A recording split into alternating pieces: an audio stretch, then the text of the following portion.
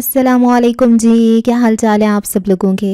میں امید کرتی ہوں کہ آپ سب بالکل ٹھیک ٹھاک ہوں گے، خیر خیریت سے ہوں گے۔ ناول سہارا کون بنتا ہے از قلم تنزیل الرحمن عریش کی یہ سیکنڈ لاسٹ ایپیسوڈ نمبر 10 ہے۔ عمر کے جانے کے بعد حجرے سے ایک اور بارش چہرے والا شخص باہر آیا اور بابا کے سامنے آ کر بیٹھ گیا۔ نوجوان کافی قیمتی اور اچھی سوچ رکھنے والا ہے، ایسے نوجوان آج کل بہت کم ملتے ہیں۔ اس شخص جس کا نام طیب تھا بابا کی طرف دیکھ کر کہنے لگا، ہاں ملتے تو کم ہیں لیکن ملتے تو ہیں، شاید ایسے ہی نوجوان قوم کا سرمایہ ہوتے ہیں۔ بابا نے تبصرہ کرتے ہوئے کہا، خیریت، آج مجھے کیسے یاد کیا؟ کوئی کام تھا کیا؟ طیب نے پوچھا۔ اچھا، اب کیا بنا خیریت اور بنا کام کے اپنے دوست کو بلا بھی نہیں سکتا؟ بابا نے مسکراتے ہوئے کہا، بس کرو، تم جیسا مصروف بندہ بنا مطلب کے اپنے دوستوں کو بھی وقت نہیں دیتا۔ طیب نے بھی مسکراتے ہوئے کہا تو بابا ہنس پڑے۔ تمہیں بڑا پتہ ہے میرا، بابا نے محظوظ ہوتے ہوئے کہا تو طیب نے مسکراتے ہوئے کہا، آؤ باہر چلتے ہیں، یہ مسجد ہے جہاں جتنی ہو سکے باتیں کم کرنی چاہیے۔ ہاں ٹھیک کہہ رہے ہو، نفلی اعتکاف کی نیت تو کی ہوئی ہے لیکن پھر بھی احتیاط لازم ہے، بابا نے اٹھتے ہوئے کہا۔ دونوں ساتھ ساتھ چلتے ہوئے مسجد سے باہر آئے اور خرامہ گھاس کے میدان کی طرف چلنے لگے۔ تم کہہ رہے تھے تمہیں بڑا پتہ ہے میرا، تو بتاؤ میرے علاوہ اور بھی کوئی ہے جو تمہیں بچپن سے جانتا ہو؟ طیب نے بابا کا ایک ہاتھ اپنے ہاتھ میں پکڑتے ہوئے کہا، یہ تمہیں بھی پتہ ہے، ایسا اور کوئی نہیں۔ بابا بھی نہ جانے کن سوچوں میں گم ہو گئے، دونوں خاموشی سے چلتے ہوئے ایک درخت کے نیچے گھاس پر بیٹھ گئے۔ کافی دیر اسی طرح خاموشی رہی، دونوں شاید بچپن کی یادوں میں گم ہو چکے تھے۔ بعض اوقات کچھ بتانے اور احساس کروانے کے لیے باتیں ضروری نہیں ہوتی، بس ایک دوسرے کا ہاتھ پکڑ کر خاموشی کے ذریعے بھی باتیں کی جا سکتی ہیں اور ایسی باتیں بولنے سے زیادہ پر اثر ہوتی ہیں۔ طیب، میں تمہارے ذمہ کچھ کام لگانا چاہتا ہوں اور کسی پر اعتماد نہیں کر سکتا، یہ کام تم سے بہتر کوئی نہیں کر سکتا۔ اس کام کے لیے جو کچھ چاہیے وہ سب تمہارے پاس ہے اور امید ہے مجھ سے بہتر کر لو گے، بابا نے نہ جانے کن سوچوں میں گم ہوتے ہوئے کہا۔ کام کا مجھے اندازہ ہے اور تم مجھے ایک بہت بڑی ذمہ داری دینا چاہ رہے ہو، میں سمجھ رہا ہوں لیکن میں خود کو اس قابل نہیں سمجھتا۔ طیب نے سنجیدگی سے بابا کی طرف دیکھتے ہوئے کہا، اس کا مطلب پرانے رابطے ابھی تک بحال ہیں؟ بابا نے مسکرا کر کہا تو طیب نے اس بات میں سر ہلاتے ہوئے جواب دیا، میں نے تو چھوڑنے چاہے تھے مگر وہ کمبل والی بات ہے کہ میں تو کمبل چھوڑتا ہوں مگر کمبل مجھے نہیں چھوڑ رہا۔ بابا طیب کی بات سن کر ہنس پڑے اور کہنے لگے، تو اچھا ہے نا، یہ چیز بھی تمہارے کام آئے گی، مجھے تم پر فخر ہے اور تمہاری دوستی پر بھی، میرے لیے تم نے بہت سی مشکلات مول لی تھیں اور لیتے رہے ہو، بابا نے ممنونیت بھرے لہجے میں کہا تو طیب نے بابا کی پشت پر ایک ہلکا سا مکہ رسید کرتے ہوئے کہا، بس کرو یہ انکساری، جتنے کام تم کر چکے ہو میں اس کے سامنے کچھ بھی نہیں کر سکا۔ بابا نے جیب سے ایک USB نکال کر طیب کو دیتے ہوئے کہا، اس میں وہ سب کچھ ہے جسے تمہیں جاننے کی ضرورت پڑے گی۔ طیب نے USB پکڑتے ہوئے کہا، بہت کچھ تو میں پہلے بھی جانتا ہوں، بابا نے مسکراتے ہوئے کہا، مطلب تم میری جاسوسی کرواتے رہے ہو؟ طیب نے ہنستے ہوئے جواب دیا، اب دوستوں کی خیر خبر تو رکھنی پڑتی ہے نا۔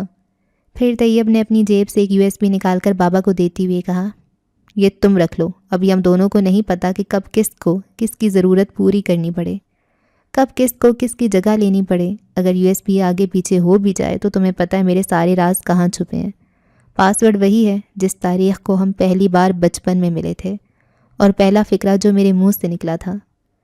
طیب نے بھی ایک USB نکال کر بابا کو دیتے ہوئے کہا، بابا نے ہنستے ہوئے USB پکڑ لیا اور کہنے لگے، تمہیں بھی پتہ ہے میرے سارے راز کہاں چھپے ہیں اور اس کا پاسورڈ بھی وہی تاریخ ہے اور وہ پہلا فقرہ جو تمہارے فقرے کے جواب میں میرے منہ سے نکلا تھا۔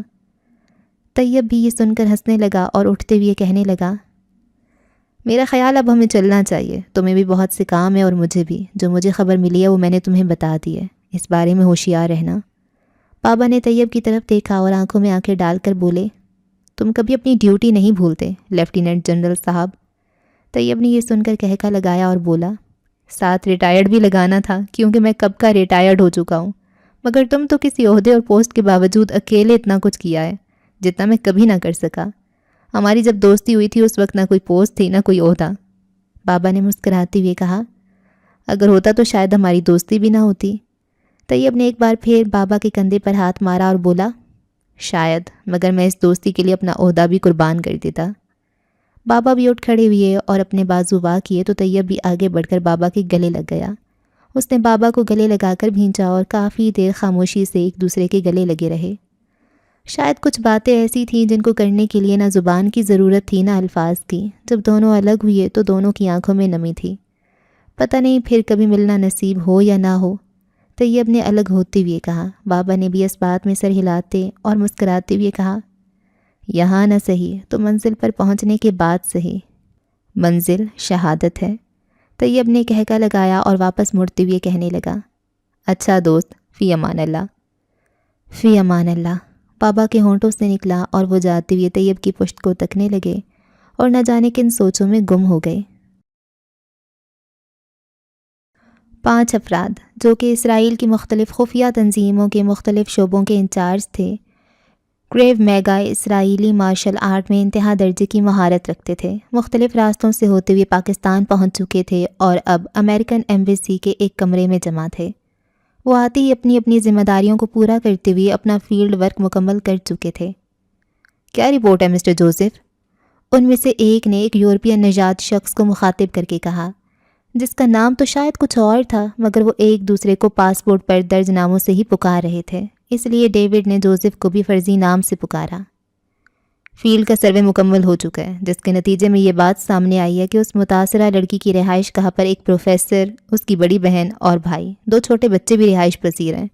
ایک بڑی عمر کا آدمی جس سے ان کا رشتہ کنفرم نہیں ہو سکا، اسے آتا جاتا دیکھا گیا ہے۔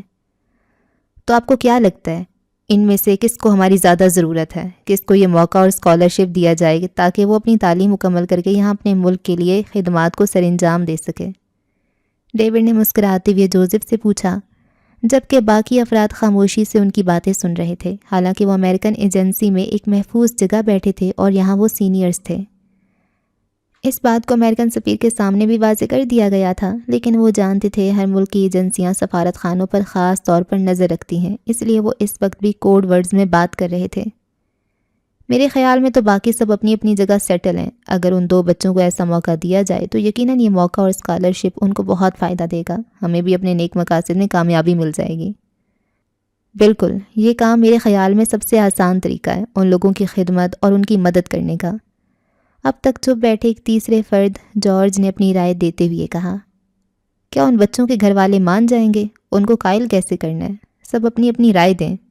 ڈیوڈ نے پوچھا تو جوزف نے کہا، میرے خیال میں پہلے بچوں کو قائل کیا جائے، ایک بار بچے قائل ہو جائیں گے تو ہم انہیں اپنا سیٹ اپ دکھائیں گے، بچے یقیناً خوشی سے جھوم اٹھیں گے اور اپنے والدین کو بھی یہ سیٹ اپ اسکولز اور یونیورسٹی دکھائیں گے۔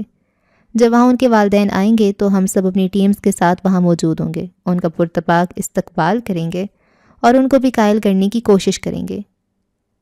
میرا خیال ہے جوزف کا آئیڈیا ٹھیک ہے، ہمیں یہی لائے عمل اپنانا چاہیے، لیکن ان بچوں کے رشتہ دار بھی ہوں گے یہاں۔ ایسا ہوتا ہے کہ والدین کے ساتھ رشتہ دار بھی ہر تقریب میں پہنچ جاتے ہیں، جارج نے کہا تو ڈیوڈ نے جواب دیا، اچھی بات ہے اگر ان کے رشتہ دار بھی آ جائیں، شاید ان میں بھی مستحق لوگ ہوں جن کی ہم مدد کر سکیں، اس میں تو ہمیں اور بھی خوشی ہوگی۔ کیا سب اس پر اگری ہیں؟ ڈیوڈ نے پوچھا تو سب نے سر اس بات میں ہلا دیا۔ کوڈ ورڈز میں کی گئی بات سب کو سمجھ آ چکی تھی، انہیں پتہ چل چکا تھا کہ متاثرہ لڑکی یعنی خولا انکل راشد اپنی آپی، بھائی زرار اور 2 بچوں کے ساتھ رہتی ہے، اور بابا جانی کا انہیں پتہ نہ چل سکا، بس اتنا پتہ تھا کہ کوئی ان کے گھر آتا جاتا ہے۔ پلاننگ یہی فائنل کی تھی کہ ان بچوں کو استعمال کیا جائے اور اغوا کر کے اپنے کنٹرول جگہ پر ان کو لایا جائے، جن کی وجہ سے وہ لڑکی اور بچوں کے گھر والے بھی وہاں بلائے جانے پر مجبور کیے جائیں گے، اور اگر وہ اپنے رشتہ داروں کو بھی ساتھ لائے، مطلب کہ اپنی تنظیم یا ساتھیوں کو بھی ایکشن کا سوچ کر ساتھ لائے، تو ان کی بھی خیر خبر لے لی جائے گی۔ اس چیز کی توقع رکھتے ہی انہیں سیٹ اپ تیار کرنا تھا۔ اس کے بعد وہ سارے اس سیٹ اپ اور مطلوبہ جگہ کے بارے میں تبادلہ خیال کرنے لگے، لیکن کوئی ان کی باتیں سنتا تو یہی سمجھتا کہ وہ یونیورسٹی اور سکولز میں ترقیاتی کاموں پر بحث کر رہے ہیں۔ حیدر فائٹنگ رنگ میں ماسٹر کے سامنے کھڑا ہانپ رہا تھا۔ ماسٹر اس کے سامنے ہاتھ باندھے کھڑا کہہ رہا تھا، ہر جگہ سب سے بنیادی کردار دماغ کا ہوتا ہے، فوکس کرنا سیکھو، دشمن کے اگلے قدم کو ذہن میں لا کر اس کا توڑ کرنا سیکھو، نہ صرف توڑ کرنا ہے بلکہ اپنے آپ کو کسی بھی ممکنہ وار سے محفوظ رکھتے ہوئے ایسا وار کرنا ہے جو دشمن کو زیادہ سے زیادہ نقصان پہنچائے۔ تمہارے ساتھ مسئلہ یہ آ رہا ہے کہ شروع میں تم پرسکون ہو کر لڑتے ہو، لیکن اپنے وار خطا جاتے دیکھ کر اور دشمن کے وار پڑنے پر غصے میں آ کر جذباتی ہو کر زیادہ اوچھے وار کرنے کی کوشش کرتے ہو، جس چیز کا فائدہ اٹھا کر دشمن تمہارے کمزور پہلوؤں کو آسانی سے نشانہ بنا سکتا ہے۔ ماسٹر میں کوشش کر رہا ہوں، حیدر نے تکلیف ضبط کرتے ہوئے مضبوط لہجے میں کہا۔ آؤ میرے ساتھ، ماسٹر نے رنگ سے باہر جاتے ہوئے کہا۔ حیدر بھی ماسٹر کے پیچھے چل پڑا۔ پروجیکٹر روم میں پہنچ کر ماسٹر کمپیوٹر کے سامنے بیٹھ گیا۔ حیدر بھی ایک کرسی کے پیچھے کھڑے ہو کر ماسٹر کی طرف دیکھنے لگا۔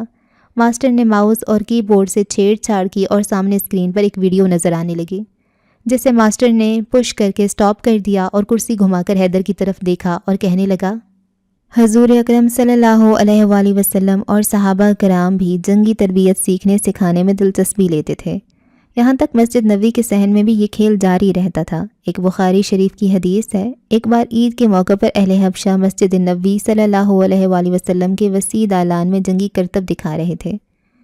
رسول اللہ صلی اللہ علیہ وآلہ وسلم حضرت عائشہ رضی اللہ عنہ سے فرماتے ہیں کہ کیا تم بھی یہ کرتب دیکھنا پسند کرو گی، اور پھر ان کی خواہش پر انہیں اپنے پیچھے کر لیتے ہیں۔ حضرت عائشہ رضی اللہ عنہ فرماتی ہیں کہ وہ دیر تک آپ صلی اللہ علیہ وآلہ وسلم کے کندھے پر تھوڑی رکھے آپ صلی اللہ علیہ وآلہ وسلم کے رخسار کے ساتھ رخسار ملا کر یہ کھیل دیکھتی رہیں۔ آپ صلی اللہ علیہ وآلہ وسلم بہت سہارے کھڑے رہے، یہاں تک کہ میں خود تھک گئی۔ آپ صلی اللہ علیہ وآلہ وسلم فرمانے لگے، اچھا کافی ہے، تو اب گھر چلی جاؤ۔ یہ نہ صرف ایک عید پر ایسا ہوا، بلکہ اس وقت تقریباً ہر عید پر ایسی ہی جنگی کرتبوں اور مظاہروں سے خود بھی اور دوسروں کو بھی لطف اندوز کرتے تھے۔ اس وقت تلوار، نیزہ اور تیر کمان کو تقریباً لباس کا حصہ سمجھا جاتا تھا، اس لیے انہی میں مہارت اور قابلیت کو حاصل کیا جاتا تھا۔ قرآن کریم میں اللہ تعالیٰ اس چیز کی دعوت دیتا ہے کہ اپنے آپ کو بہتر بناؤ، چنانچہ ارشاد ہے کہ اے مسلمانوں، تمہارے بس میں جتنی قوت ہو اسے کافروں کے لیے تیار کر کے رکھو۔ اسی طرح حضور صلی اللہ علیہ وآلہ وسلم بچوں کو کچھ کھیلوں کی طرف راغب کرتے تھے، جیسے دوڑ، تیر اندازی، تلوار بازی، تیراکی، گھڑ سواری وغیرہ، اور ان تمام کھیلوں کی تصدیق احادیث میں بھی ہے، جو احادیث کی مستند کتابوں میں موجود ہیں۔ آج ہمارے بچوں کو بھی انہی کھیلوں کی طرف راغب کرنے کی ضرورت ہے، جو صرف ایک کھیل نہ ہو بلکہ ایک مقصد بھی ہو۔ حیدر غور سے ماسٹر کی باتیں سن رہا تھا۔ ماسٹر نے دوبارہ کمپیوٹر کی طرف متوجہ ہو کر کہا، دنیا میں مختلف علاقوں میں مختلف مارشل آرٹس کے طریقوں کو اپنایا جاتا ہے، جیسا کہ جوڈو کراٹے، تائیکوانڈو، کنگ فو اور موئے تھائی وغیرہ۔ پہلے ہر مارشل آرٹس کے سٹائل کا ایک اپنا انداز اور نظم و ضبط ہوتا تھا، لیکن آج کل مکس مارشل آرٹس کو عروج مل رہا ہے۔ یہی وجہ ہے کہ یہ تمام سٹائلز اب ایک دوسرے میں مکس ہوتے جا رہے ہیں۔ اس مکس سٹائل مارشل آرٹ کو عروج دینے میں ایک اہم کردار بروس لی کا تھا، جس نے مکسنگ کر کے اپنا ایک نیا سٹائل نکالا، جسے اس نے جیٹ کونڈو کا نام دیا۔ مجھے ذاتی طور پر دفاع کے لیے بیسٹ کنگ فو اور جارحانہ کارروائی کے لیے موئے تھائی سٹائل پسند ہے۔ موئے تھائی سٹائل میں مکے، کوہنی، گھٹنے، کک اور گھٹنٹے سے پاؤں کی طرف جانے والی ہڈی کے وار کیے جاتے ہیں، جو دشمن کا زیادہ سے زیادہ نقصان کرتے ہیں۔ تمام ممالک کی فوج میں ایسے اسپیشل کمانڈوز تیار کیے جاتے ہیں جن کو مارشل آرٹ کا ہنر سکھایا جاتا ہے۔ پوری دنیا میں شہرت رکھنے والے پاکستانی ایس ایس جی کے کمانڈوز کو بھی مارشل آرٹ کی ٹریننگ دی جاتی ہے، جس کے لیے باقاعدہ ان آرمڈ کامبیٹ کمپلیکس اور army school of physical training کے نام سے ڈپارٹمنٹس بنائے گئے ہیں جو یہ ٹریننگ دیتے ہیں۔ ماسٹر، مجھے کون سا سٹائل سکھایا جا رہا ہے؟ حیدر نے اشتیاق سے پوچھا تو ماسٹر نے مسکراتے ہوئے کہا، تمہیں تمام اہم سٹائل سکھا کر انہیں مکس کر کے اپنا دفاع اور اٹیک کرنا سکھایا جائے گا۔ یہ کام اب سے ماسٹرز کریں گے۔ میرا تمہارا ساتھ یہیں تک تھا اور اب آگے تم انہی سے سیکھو گے۔ حیدر نے یہ سنا تو شوق سی کیفیت میں آگے بڑھا اور ماسٹر کی طرف دیکھ کر جذبات کی شدت سے ہکلا کر کہنے لگا، مگر آپ کیوں نہیں؟ آپ کہاں جا رہے ہیں؟ مجھے نہیں سیکھنا کسی اور سے۔ اگر آپ نہیں ہوں گے تو میں یہ سب کچھ چھوڑ دوں گا۔ حیدر کو سمجھ نہیں آ رہی تھی وہ کیا کہے اور کس طرح اپنے جذبات ماسٹر کو بتائے۔ اس کی آنکھوں میں نمی اتر آئی۔ ماسٹر نے شفقت سے حیدر کی طرف دیکھا اور کہنے لگے، کیوں میرے لیے سیکھ رہے ہو؟ اور تمہیں کیا لگتا ہے کہ میرے پاس بس یہی کام ہے؟ بیٹے، مجھے اور بھی بہت سے کام ہوتے ہیں، اس لیے اپنے اسٹوڈنٹس کو زیادہ سے زیادہ 2 ماہ کا وقت دیتا ہوں، کسی کو 1 ماہ، کسی کو 15 دن۔ جب دیکھتا ہوں میری ضرورت اب نہیں تو آگے بھیج دیتا ہوں۔ تم تیاری کرو، اب تمہیں بھی یہاں سے اگلے مقام پر شفٹ ہونا ہے، لیکن میں تم سے ملوں گا ضرور، مگر اس دن جو تمہاری ٹریننگ کا آخری دن ہوگا۔ حیدر بس ماسٹر کو تکے جا رہا تھا۔ اس کے لیے یہ ایسا شوق تھا جو ابھی تک اس کا دل دہلا رہا تھا۔ اس نے ماسٹر سے اتنا کچھ سیکھا جو وہ تصور بھی نہیں کر سکتا تھا۔ اسے اپنا پہلا دن یاد آیا جب ماسٹر نے حیدر کو دفاع پر قابو اور درد کو قابو کرنے کا طریقہ سمجھایا تھا۔ اس نے تو کبھی سوچا بھی نہیں تھا کہ کبھی ماسٹر سے یوں جدا ہونا پڑے گا۔ حیدر نے خود پر قابو پانے کی کوشش کی، لیکن قابو پاتے پاتے بھی اس کی آنکھوں میں آنسو آ گئے۔ جب حیدر سے نہ رہا گیا تو وہ آگے بڑھ کر ماسٹر سے لپٹ گیا جو کرسی سے اٹھ کر باہر جانے کو تھے۔ بس ایک بار ماسٹر سے لپٹنا تھا کہ حیدر کی آنکھوں سے آنسو بہنے لگے۔ وہ ہچکیاں لے کر رونے لگا اور کہنے لگا، ماسٹر پلیز مت جائیں، مجھے آپ سے ہی سیکھنا ہے۔ ماسٹر نے شفقت سے حیدر کے سر پر ہاتھ پھیرتے ہوئے کہا، بیٹا اس بات کو سمجھو، مجھے اس سے بھی زیادہ ضروری کام ہے، مجھے وہ بھی کرنے ہوتے ہیں، اور انشاءاللہ ہمارا تعلق ہمیشہ بنے رہے گا۔ تم پریشان نہ ہو، بس جلدی سے اپنی ٹریننگ مکمل کر لو، پھر ہم ملیں گے۔ ماسٹر نے آہستگی سے حیدر کو الگ کیا، سر پر ہاتھ پھیر کر باہر جانے کے لیے کمرے کے دروازے کی طرف جانے لگا۔ حیدر آنکھوں سے آنسو صاف کرتے ہوئے ماسٹر کو جاتے دیکھتا رہا۔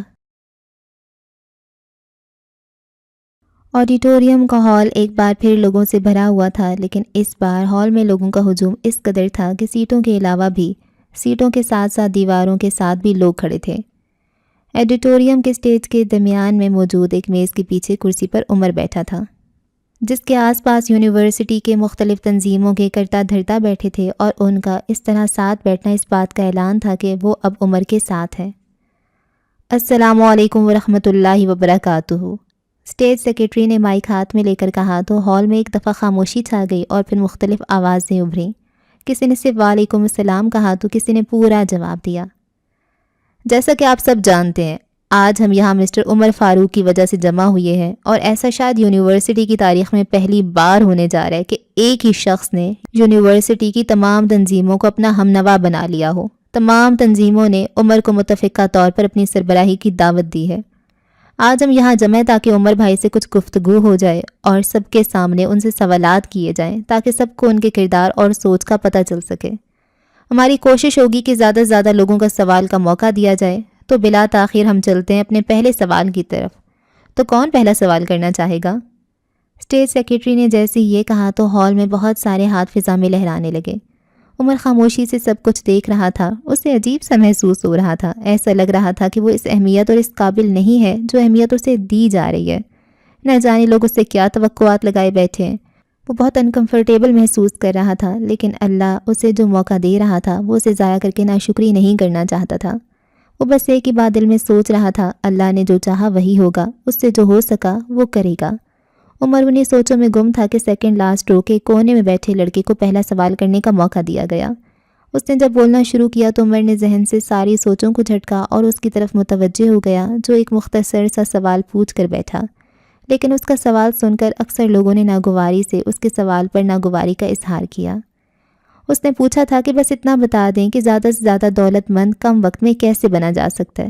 عمر نے خاموشی سے سنا اور پھر مائک اٹھا کر منہ کی طرف کیا اور تھوڑی دیر خاموش رہا، جیسے کسی سوچ میں گم ہو۔ پھر کہنے لگا، دولت کے حصول کی کوشش کرنا یا سوچنا کوئی بری بات نہیں، لیکن فرق بس اس بات سے پڑتا ہے کہ وہ جائز اور حلال طریقے سے حاصل کی جاتی ہے یا حرام۔ اس کمائی سے لوگوں کو کچھ نہ کچھ فائدہ ضرور ہو۔ اسلام میں سب سے زیادہ نفع دینے والی چیز تجارت یعنی کاروبار کو کہا گیا ہے۔ تجارت ہی سے انسان کم وقت میں بہت اوپر جا سکتا ہے۔ یہی تجارت تھی جس کی وجہ سے عبد الرحمن بن عوف رضی اللہ عنہ جو مدینہ میں ہجرت کر کے آئے تھے تو کچھ بھی پاس نہیں تھا، مگر اس تجارت کے ذریعے وہ امیر ترین صحابی بن گئے تھے۔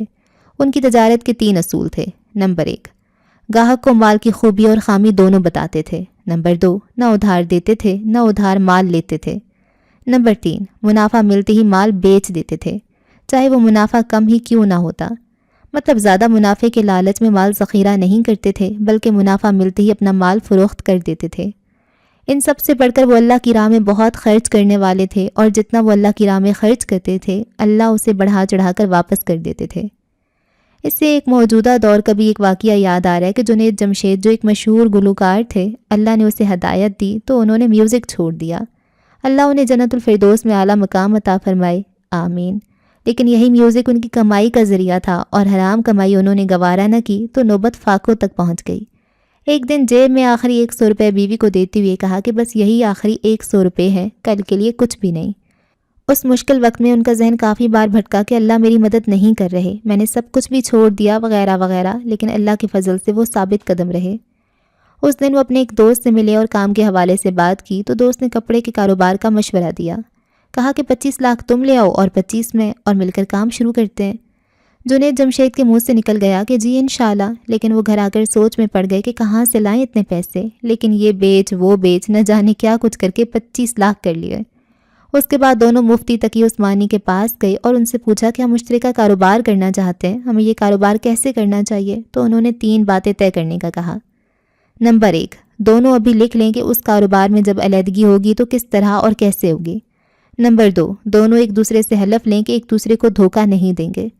نمبر 3، کاروبار اس طرح کریں کہ لوگوں کو فائدہ ہو۔ دونوں نے ان شرائط پر عمل کیا اور اللہ کو اپنا تیسرا پارٹنر بنا لیا، اس طرح ہی لوگوں کو فائدہ ہوگا۔ کاروبار کے آغاز کے لیے کپڑا خریدا اور شلوار قمیضیں تیار کروا لیں، لیکن ایسا کرتے وقت غلطی سے لارج سائز میڈیم بن گیا، میڈیم سمال اور سمال سائز ایکسٹرا سمال بن گیا۔ دونوں سر پکڑ کر بیٹھ گئے، یہ کیا ہو گیا؟ لیکن خدا کا کرنا ایسا ہوا کہ بنگلہ دیش کی ایک پارٹی اتفاقاً ملی جنہیں اس طرح کا مال چاہیے تھا، اور سارا مال 2 دن میں نکل گیا۔ اس کے بعد دونوں نے پرانے بابے ڈھونڈے جو کھڈی پر ہاتھ سے کپڑا بنانا جانتے تھے، ان سے کپڑا تیار کروانا شروع کیا۔ تقریباً 10,000 افراد کو جابز دیں۔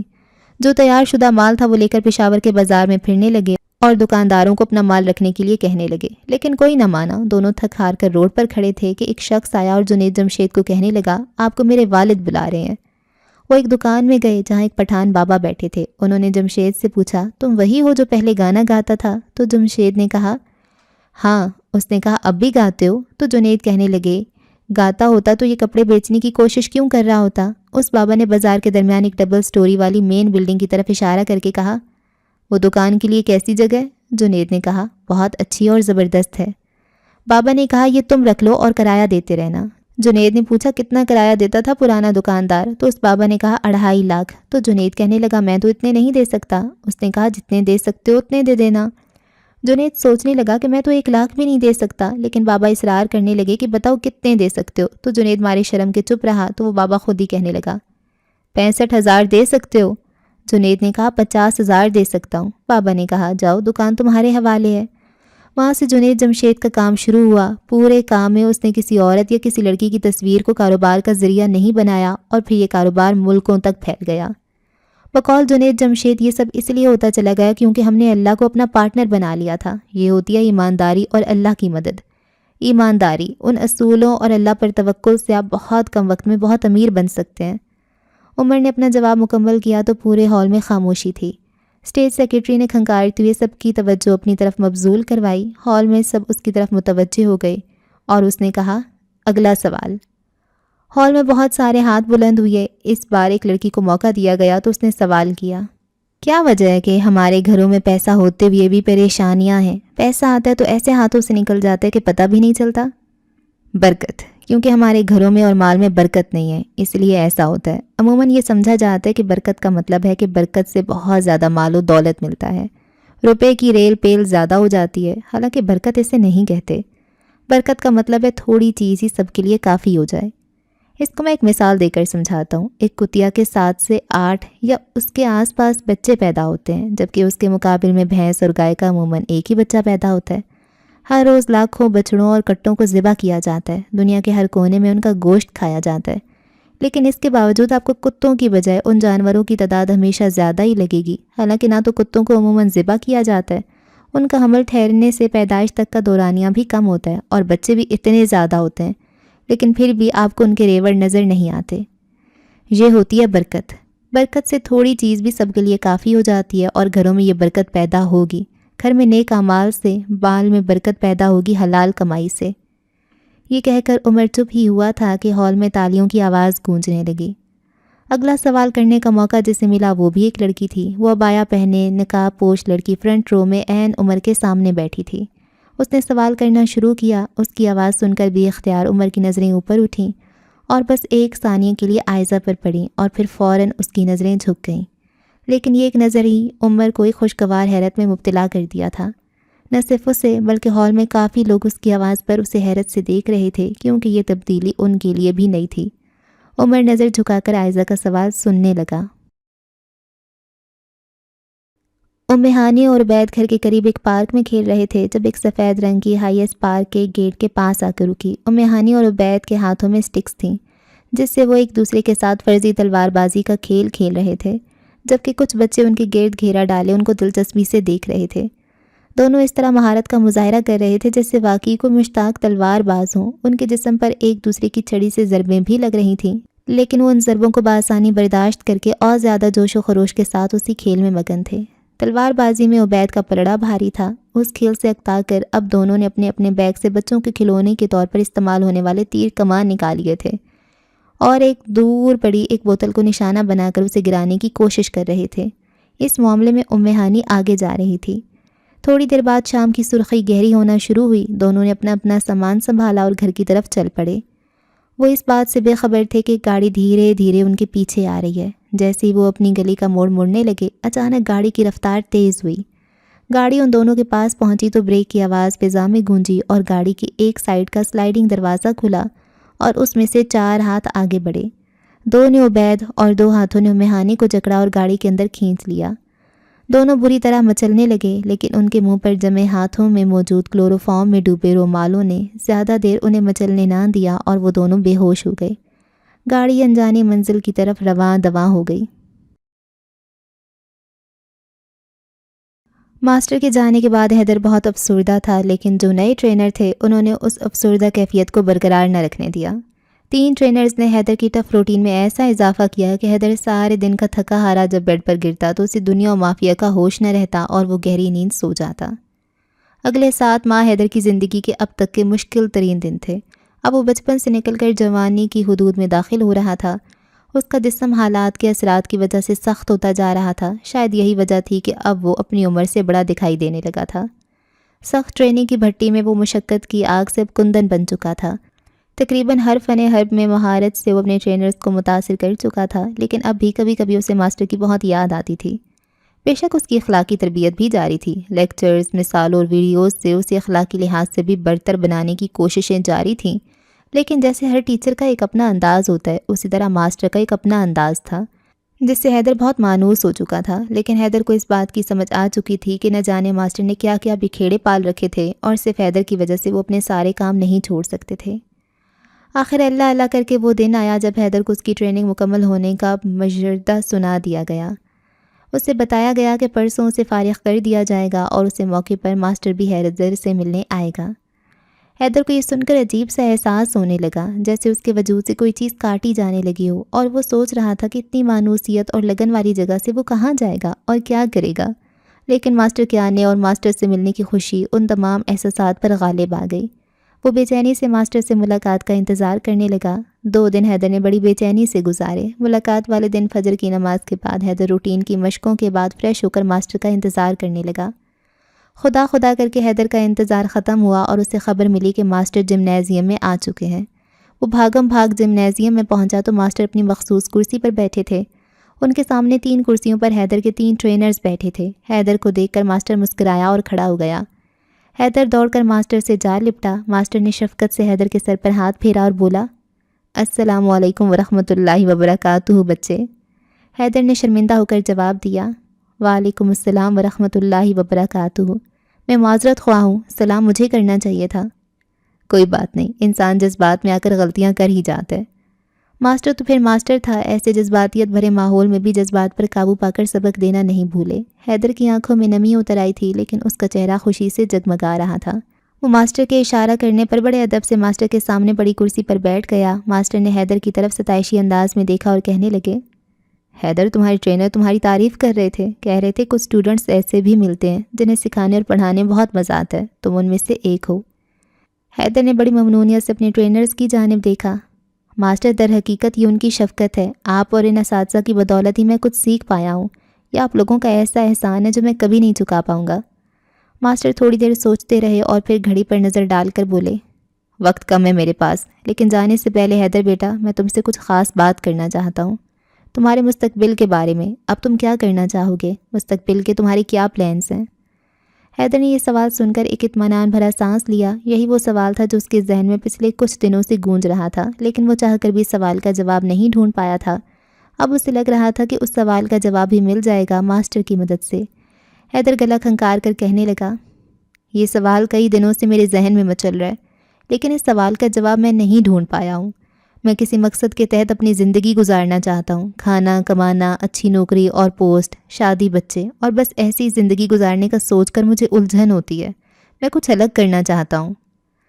ماسٹر یہ سن کر خاموش سا ہو گیا اور گھڑی پر نظریں جما دیں۔ وہ نہ جانے کس سوچ میں گم ہو گئے۔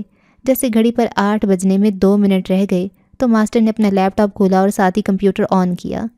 وہ کچھ دیر کمپیوٹر اور لیپ ٹاپ سے چھیڑ چھاڑ کرتے رہے۔ حیدر نے نوٹ کیا ماسٹر کیمرے کا اینگل سیٹ کرتے ہوئے اس کا رخ اپنی طرف کر رہے ہیں۔ اسکرینز پر کیا چل رہا ہے، حیدر یہ دیکھنے سے قاصر تھا۔ اس دوران حیدر کو ماسٹر کو مخاطب کرنے اور اپنے سوال کا جواب پوچھنے کی ہمت نہیں ہوئی۔ جیسے ہی گھڑی پر 8 بجے ماسٹر نے کرسی سے ٹیک لگائی اور بولنا شروع ہوئے۔ زندگی کا مقصد انسان خود طے کرتا ہے، اپنی عادات اور سوچ کی بنیاد پر، لیکن چونکہ آپ لوگ ایک لمبا عرصہ ہماری زیر نگرانی رہ چکے ہیں تو بطور اساتذہ ہم یہ اپنا فرض سمجھتے ہیں کہ آپ کو زندگی کے مقصد کے بارے میں کچھ گائیڈ لائنز دے دیں۔ فیصلہ آپ نے خود کرنا ہے۔ یہ باتیں سن کر حیدر کو اندازہ ہوا کہ ماسٹر صرف اسی سے نہیں بلکہ اور بھی کئی لوگوں سے مخاطب ہیں جن کو حیدر نہیں جانتا۔ تھوڑی دیر ماسٹر جیسے سوچ میں گم ہو گئے، غالباً سوچ رہے تھے کہ کہاں سے شروع کریں۔ تھوڑی دیر بعد انہوں نے تعوذ و تسمیہ پڑھی اور پھر پڑھنے لگے۔ ترجمہ: اور ہم نے بنی اسرائیل کو کتاب میں فیصلہ سنا دیا تھا کہ بے شک تم زمین میں ضرور دوبارہ فساد کرو گے اور بے شک تم ضرور سرکشی کرو گے، بہت بڑی سرکشی۔ پھر جب ان دونوں میں سے پہلی کا وعدہ آیا تو ہم نے تم پر اپنی سخت لڑائی والے کچھ بندے بھیجے، بس وہ گھروں کے اندر گھس گئے اور یہ ایسا وعدہ تھا جو کیا ہوا تھا۔ پھر ہم نے تمہیں دوبارہ ان پر غلبہ دیا اور تمہیں مالوں اور بیٹوں سے مدد دی اور تمہیں تعداد میں زیادہ کر دیا۔ اگر تم نے بھلائی کی تو اپنی جانوں کے لیے بھلائی کی اور اگر برائی کی تو انہی کے لیے۔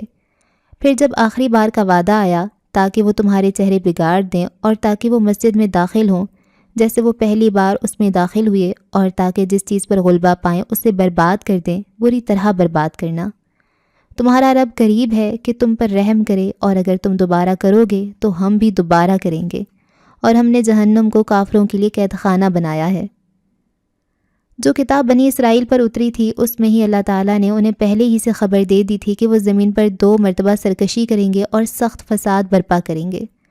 بس ان کے پہلے فساد کے وقت ہم نے اپنی مخلوق میں سے ان لوگوں کو ان کے اوپر مسلط کیا جو بڑے ہی لڑنے والے، سخت جان اور ساز و سامان سے پورے لیس تھے۔ وہ ان پر چھا گئے، ان کے شہر چھین لیے، لوٹ مار کر کے ان کے گھروں تک کو خالی کر کے بے خطر و خوف واپس چلے گئے۔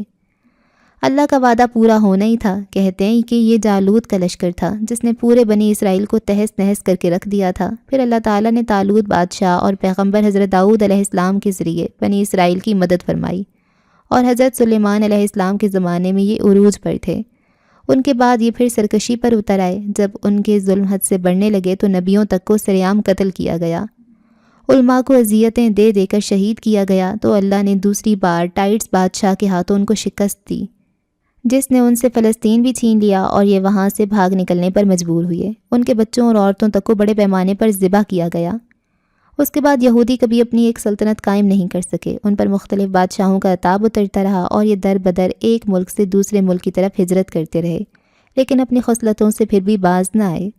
اسی وجہ سے اور غداری کی وجہ سے یہ ہٹلر کے ہاتھوں بھی ذلیل ہوئے، لیکن اس کے بعد اچانک ان کا عروج شروع ہوا اور 1948 میں اسرائیل کا وجود بنا، جس کی بنیاد بھی پاکستان کی طرح مذہبی تھی۔ یہی 2 ممالک پوری دنیا میں ایسے ہیں جو مذہبی بنیادوں پر وجود میں آئے۔ ایسا ہونا تھا کیونکہ اسی صورت بنی اسرائیل میں اللہ تعالیٰ آگے فرماتے ہیں، اور ہم نے اس کے بعد بنی اسرائیل سے کہا کہ تم اس سرزمین میں رہو، پھر جب آخری وعدے کا وقت آئے گا ہم تمہیں اکٹھا کر کے لے آئیں گے۔ صدیوں بعد آج یہی یہودی اسی جگہ جمع ہو رہے ہیں جہاں سے ان کی ابتدا ہوئی تھی۔ انہیں عروج ملا تھا اور وہیں سے انہیں نکالا گیا تھا، لیکن اب کی بار یہ واضح ہے کہ یہ آخری بار جمع ہو رہے ہیں، کیونکہ اب جو ان پر وقت آئے گا وہ انہیں دنیا کے نقشے سے مٹا دیا جائے گا۔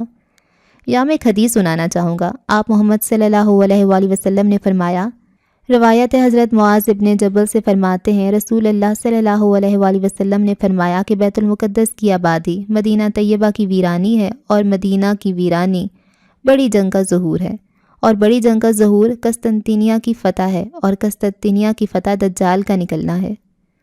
یہاں پہنچ کر ماسٹر رک گئے اور تھوڑی دیر کی خاموشی کے بعد بولے، ایسا ہونا شروع ہو چکا ہے کہ اگر آپ 1948 سے اب تک اسرائیل کا نقشہ اٹھا کر دیکھیں تو وہ دن بدن بڑا ہوتا جا رہا ہے، گریٹر اسرائیل بنانے کی طرف رواں دواں ہے۔ بیت المقدس کو اسرائیل کا دارالحکومت قرار دیا جا چکا ہے۔ ابھی چند دن پہلے ہی انہوں نے بیت المقدس میں بڑی بڑی رہائشی اور کمرشل بلڈنگز بنانے کے پلان پر عمل درآمد شروع کر دیا ہے۔ احادیث کی روح سے یہ آباد ہوتا جائے گا اور مدینہ ویران۔ یہ کیسے ہوگا؟ یہ اللہ بہتر جانتا ہے، مگر ایسا ہوگا ضرور، اور بہت جلد ایسا ہونے والا ہے۔ مدینے کی ویرانی کے ساتھ ہی دنیا کی اب تک کی سب سے خوفناک ترین جنگ عظیم شروع ہوگی، جسے حدیث میں ملحمۃ الکبریٰ کہا گیا ہے، جبکہ عیسائی اور یہودی اسے آرمیگڈون کے نام سے پکارتے ہیں، کیونکہ ان تینوں مذاہب کا ماننا ہے کہ ایسا ہونا ہے۔ بس ہر ایک یہ سمجھتا ہے کہ جیت ان کی ہوگی، لیکن در حقیقت جیت اسلام کی ہوگی، مگر بہت خوفناک جنگ کے بعد۔ احادیث کے مطابق یہ جنگ اتنی خوفناک ہوگی کہ ایک پرندہ لاشوں کے اوپر اڑے گا اور بیٹھنے کی جگہ ڈھونڈے گا، لیکن اسے کہیں جگہ نہیں ملے گی، یہاں تک کہ وہ تھک کر لاشوں کے اوپر ہی گر پڑے گا۔ جرابلس شہر میں داخل ہونے سے پہلے آپ کو بلند پہاڑیوں سے گزرنا پڑتا ہے۔ ان پہاڑوں کی اترائی کی جانب آئیں تو آپ کے سامنے تقریباً 500 کلومیٹر تک پھیلا ہوا وسیع میدان نظر آئے گا، اتنا بڑا میدان کہ اس کا کوئی دوسرا سرا نظر نہ آئے۔ اس بڑے میدان میں ترکی کی سرحد سے تقریباً 14 کلومیٹر دور دامک کا گاؤں ہے، اس کے نزدیک ہی آماک کا گاؤں ہے۔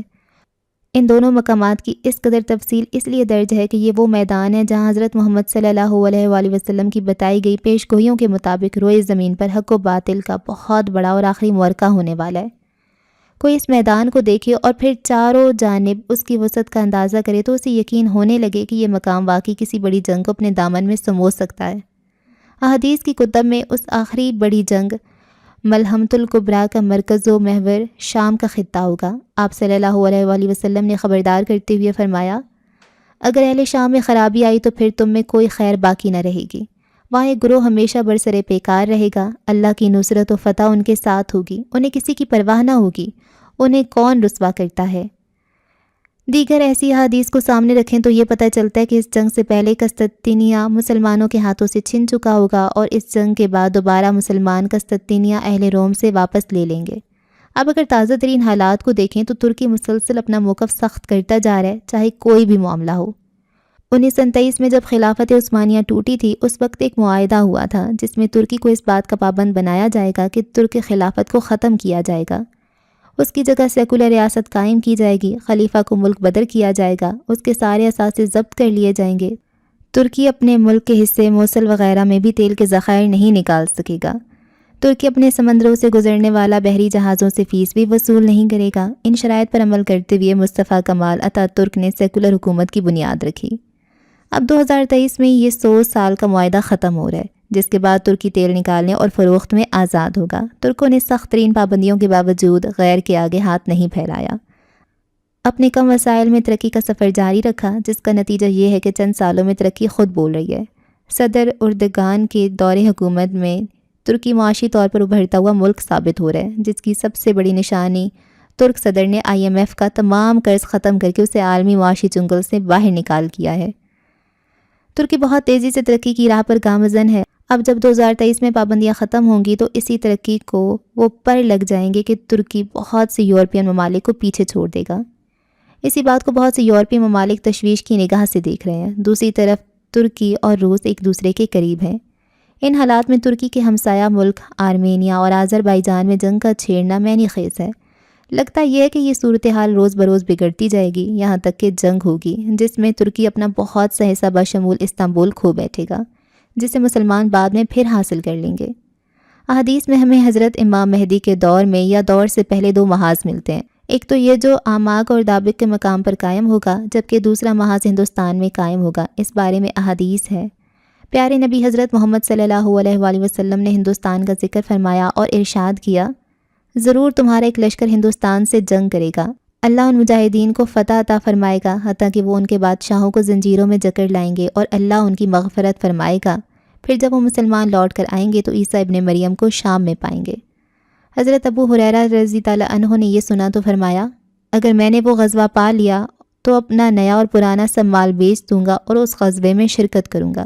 اللہ نے ہمیں فتح عطا کر دی تو میں ایک آزاد ابو ہریرہ ہوں گا جو ملک شام میں عیسیٰ ابن مریم کو پائے گا۔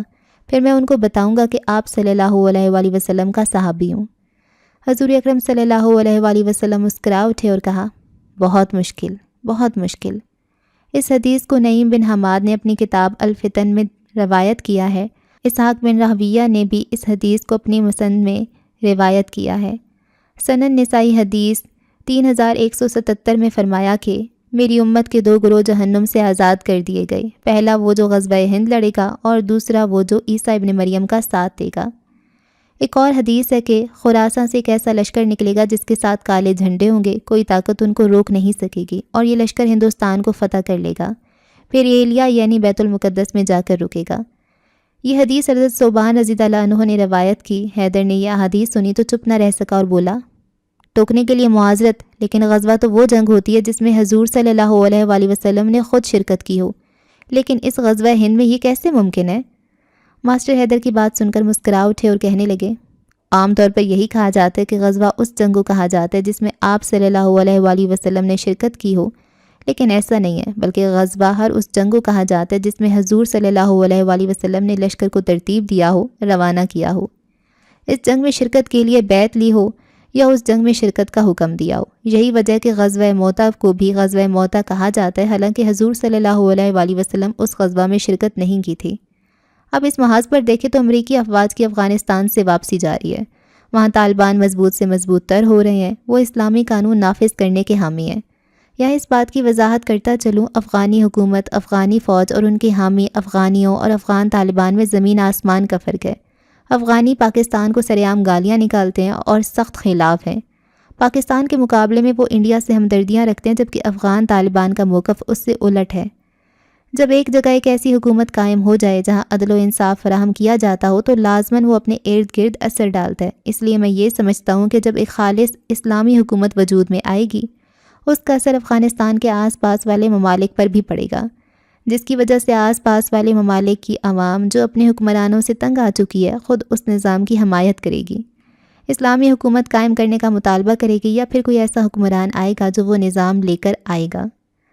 دونوں ہی صورتیں ممکن ہیں، اور یہ جو غزوہ ہند ہوگا، میرا خیال ہے یہ صرف پاکستان یا کوئی ایک ملک نہیں لڑے گا، بلکہ تمام مسلمان متحد ہو جائیں گے۔ پاکستان کی فوج اور ہتھیار یقیناً اس جنگ میں ایک سپہ سالاری والا کردار ادا کرے گی۔ اب میں آتا ہوں اس طرف کہ یہ سارا پس منظر میں نے کیوں بتایا۔ یہ دور فتنوں کا دور ہے، اس میں کوئی شک نہیں۔ اس دور میں احادیث کے پیش نظر ہمارے پاس 2 راستے ہیں۔ نمبر 1، سب چیزوں سے کٹ کر ہر چیز میں دلچسپی لینا چھوڑ کر خاموشی سے حلال روزی کمائیں اور اپنی عبادات میں مصروف رہیں، فرائض اور سنتیں پوری کرتے رہیں، اللہ سے ہدایت مانگتے رہیں۔ دوسرا راستہ یہ ہے کہ ایک حدیث کا مفہوم ہے، دور فتن میں وہی شخص اس سے بچ سکے گا جو ان فتنوں کا علم رکھتا ہوگا، اور جو علم رکھتا ہوگا وہ ان کے خلاف زبان، قلم اور ہاتھ سے بھی جہاد کر سکے گا۔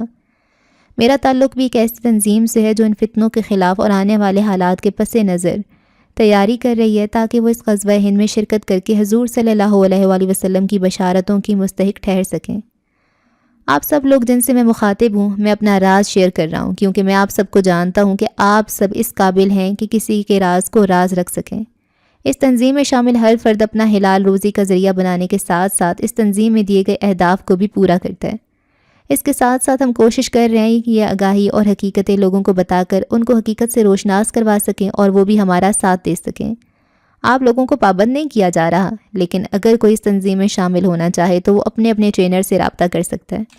مگر ایک بات ذہن میں رکھیں کہ ہر تنظیم میں کچھ اصول و ضوابط ہوتے ہیں، اس لیے ان کے خلاف ورزی پر سزائیں بھی دی جاتی ہیں، اور ناقابل معافی لغزش یا عمل غداری کی صورت میں موت کی سزا بھی دی جا سکتی ہے۔ جو شامل ہونا چاہیں گے ان کو مزید ہدایات دے دی جائیں گی، اس لیے آپ سوچ سمجھ کر فیصلہ کر لیں۔ اللہ ہم سب کو ہدایت دے اور ہدایت یافتہ لوگوں میں شامل فرما دے، آمین ثم آمین۔ فی امان اللہ۔ امید ہے آپ اپنے سیکھے گئے علم سے لوگوں کو فائدہ دیں گے۔ جزاک اللہ۔ یہ کہہ کر ماسٹر خاموش ہو گئے اور لیپ ٹاپ وغیرہ آف کرنے میں مصروف ہو گئے۔ حیدر خاموشی سے اٹھا اور ماسٹر کے پاس جا کر کھڑا ہوا اور ادب سے ماسٹر کے ہاتھ پکڑ کر ان پر بوسہ دیا، پھر نم آنکھوں سے کہنے لگا، ماسٹر میں آپ کا شکریہ نہیں ادا کر سکوں گا، ساری زندگی بھی نہ جانے وہ کون سا لمحہ تھا، میری کس نیکی کا صلہ ملا جب آپ سے ملاقات ہو گئی۔ میں اس تنظیم میں شامل ہونا چاہوں گا، اور میں یہ عزم کرتا ہوں کہ انشاءاللہ میں آپ کا سر کبھی شرم سے جھکنے نہیں دوں گا۔ ماسٹر نے کرسی سے کھڑے ہو کر حیدر کو گلے لگا لیا۔ حیدر نے ماسٹر کو زور سے بھینچ لیا۔ ماسٹر نے حیدر کے کان کے پاس سرگوشی میں کہا، گھر جاؤ اور چند ہفتے اپنے گھر والوں کو دو، اس کے بعد میں ایک نمبر دے رہا ہوں، اس پر رابطہ کر لینا اور بس اپنا نام بتا دینا، تمہیں مزید ہدایات مل جائیں گی کہ کیا کرنا ہے۔ ماسٹر یہ کہہ کر خاموش ہو گئے اور انتظار کرنے لگے کہ کب حیدر اسے چھوڑے، لیکن نہ جانے حیدر کو کیا محسوس ہو رہا تھا۔ اس کا دل چاہ رہا تھا وہ اسی طرح ماسٹر سے لپٹا رہے۔ ایک عجیب سا سکون تھا جو حیدر کو اپنے جسم میں اترتا محسوس ہو رہا تھا۔ آخر جب ماسٹر نے ایک شفقت بھری تھپکی حیدر کے کندھے پر دی تو نم آنکھوں کے ساتھ چہرے پر ہلکی سی مسکراہٹ لیے حیدر ماسٹر سے الگ ہو گیا۔ وہ یہ سوچ کر مسکرا رہا تھا کہ اب ماسٹر سے ہمیشہ ایک تعلق رہے گا اور وہ ماسٹر کے ساتھ مل کر عملی طور پر کچھ کام کر سکے گا، لیکن وہ نہیں جانتا تھا کہ یہ اس کی ماسٹر کے ساتھ زندگی کی آخری ملاقات تھی۔ آئزہ مائک پکڑ کر کچھ دیر تو خاموش رہی اور پھر بولنے لگی۔ محبت، عشق اور شادی کے حوالے سے آپ کی کیا نظریات ہیں؟ اگر وضاحت سے ان کے جواب دے دیں تو نوازش ہوگی۔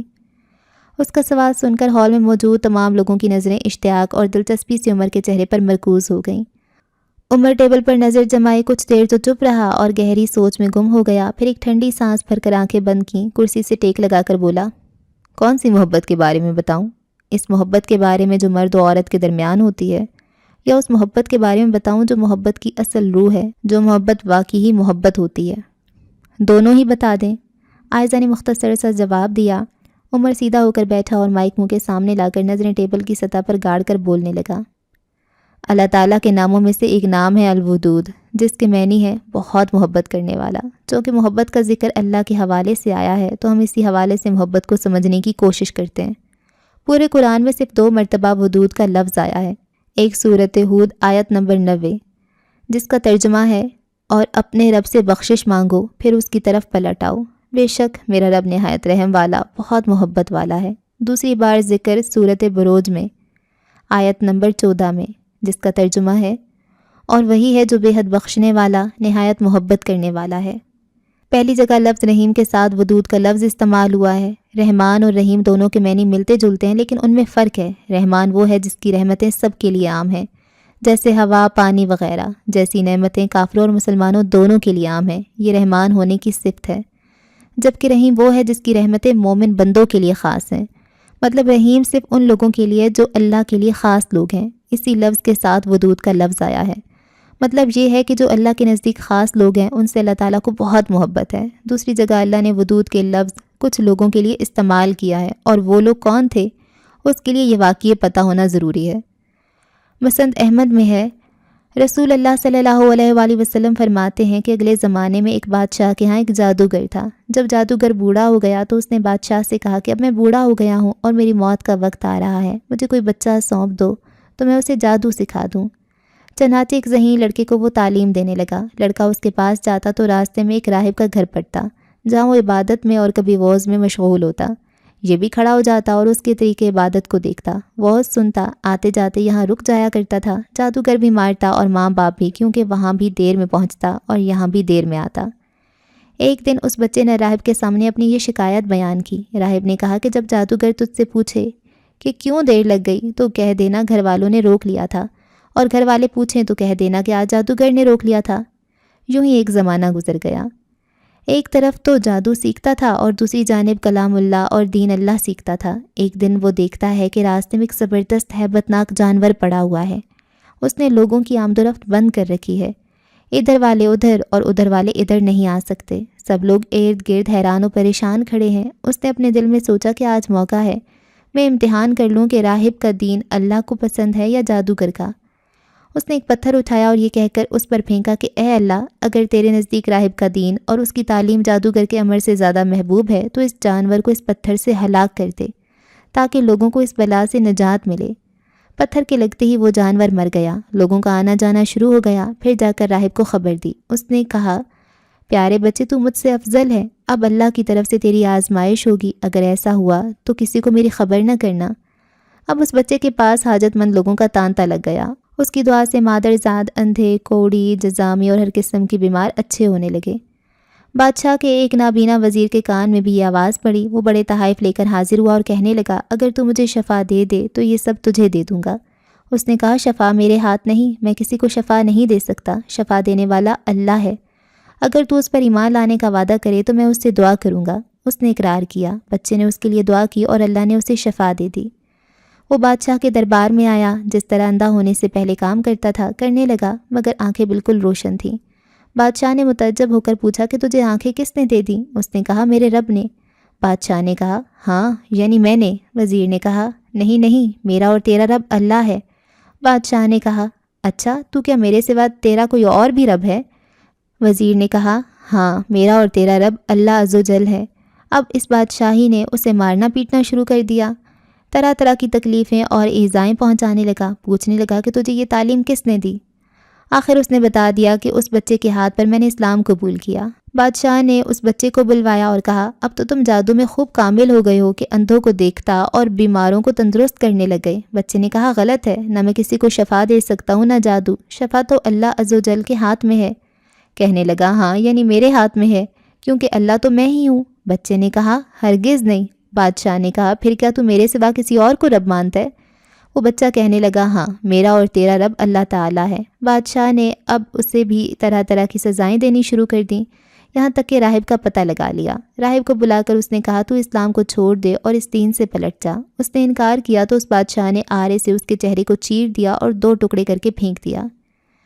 پھر اس بادشاہ نے نوجوان سے بھی کہا کہ تو دین سے پھر جا، مگر اس نے بھی انکار کر دیا۔ تو بادشاہ نے حکم دیا کہ ہمارے سپاہی اسے فلاں فلاں پہاڑ پر لے جائیں اور اس کی بلند چوٹی پر پہنچ کر پھر اسے اس کے دین چھوڑ دینے کو کہیں، اگر مان لے تو اچھا، ورنہ وہیں سے لڑکا دیں۔ چنانچہ یہ لوگ اسے لے گئے۔ جب وہاں سے دھکا دینا چاہا تو اس نے اللہ تبارک سے دعا کی، اللہ جس طرح چاہ مجھے ان سے نجات دے۔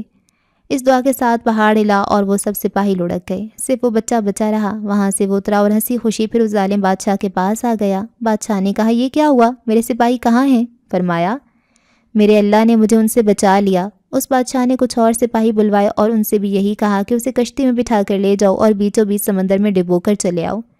سپاہی اسے لے کر چلے، بیچ میں پہنچ کر جب سمندر میں پھینکنا چاہا تو اس نے پھر وہی دعا کی کہ باری الہی جس طرح چاہ مجھے ان سے بچا۔ موج اٹھی اور وہ سپاہی سارے کے سارے سمندر میں ڈوب گئے، صرف وہ بچہ ہی باقی رہ گیا۔ یہ پھر بادشاہ کے پاس آیا اور کہا میرے رب نے مجھے ان سے بھی بچا لیا۔ اے بادشاہ تو چاہے تمام تدبیریں کر ڈال لیکن مجھے ہلاک نہیں کر سکتا۔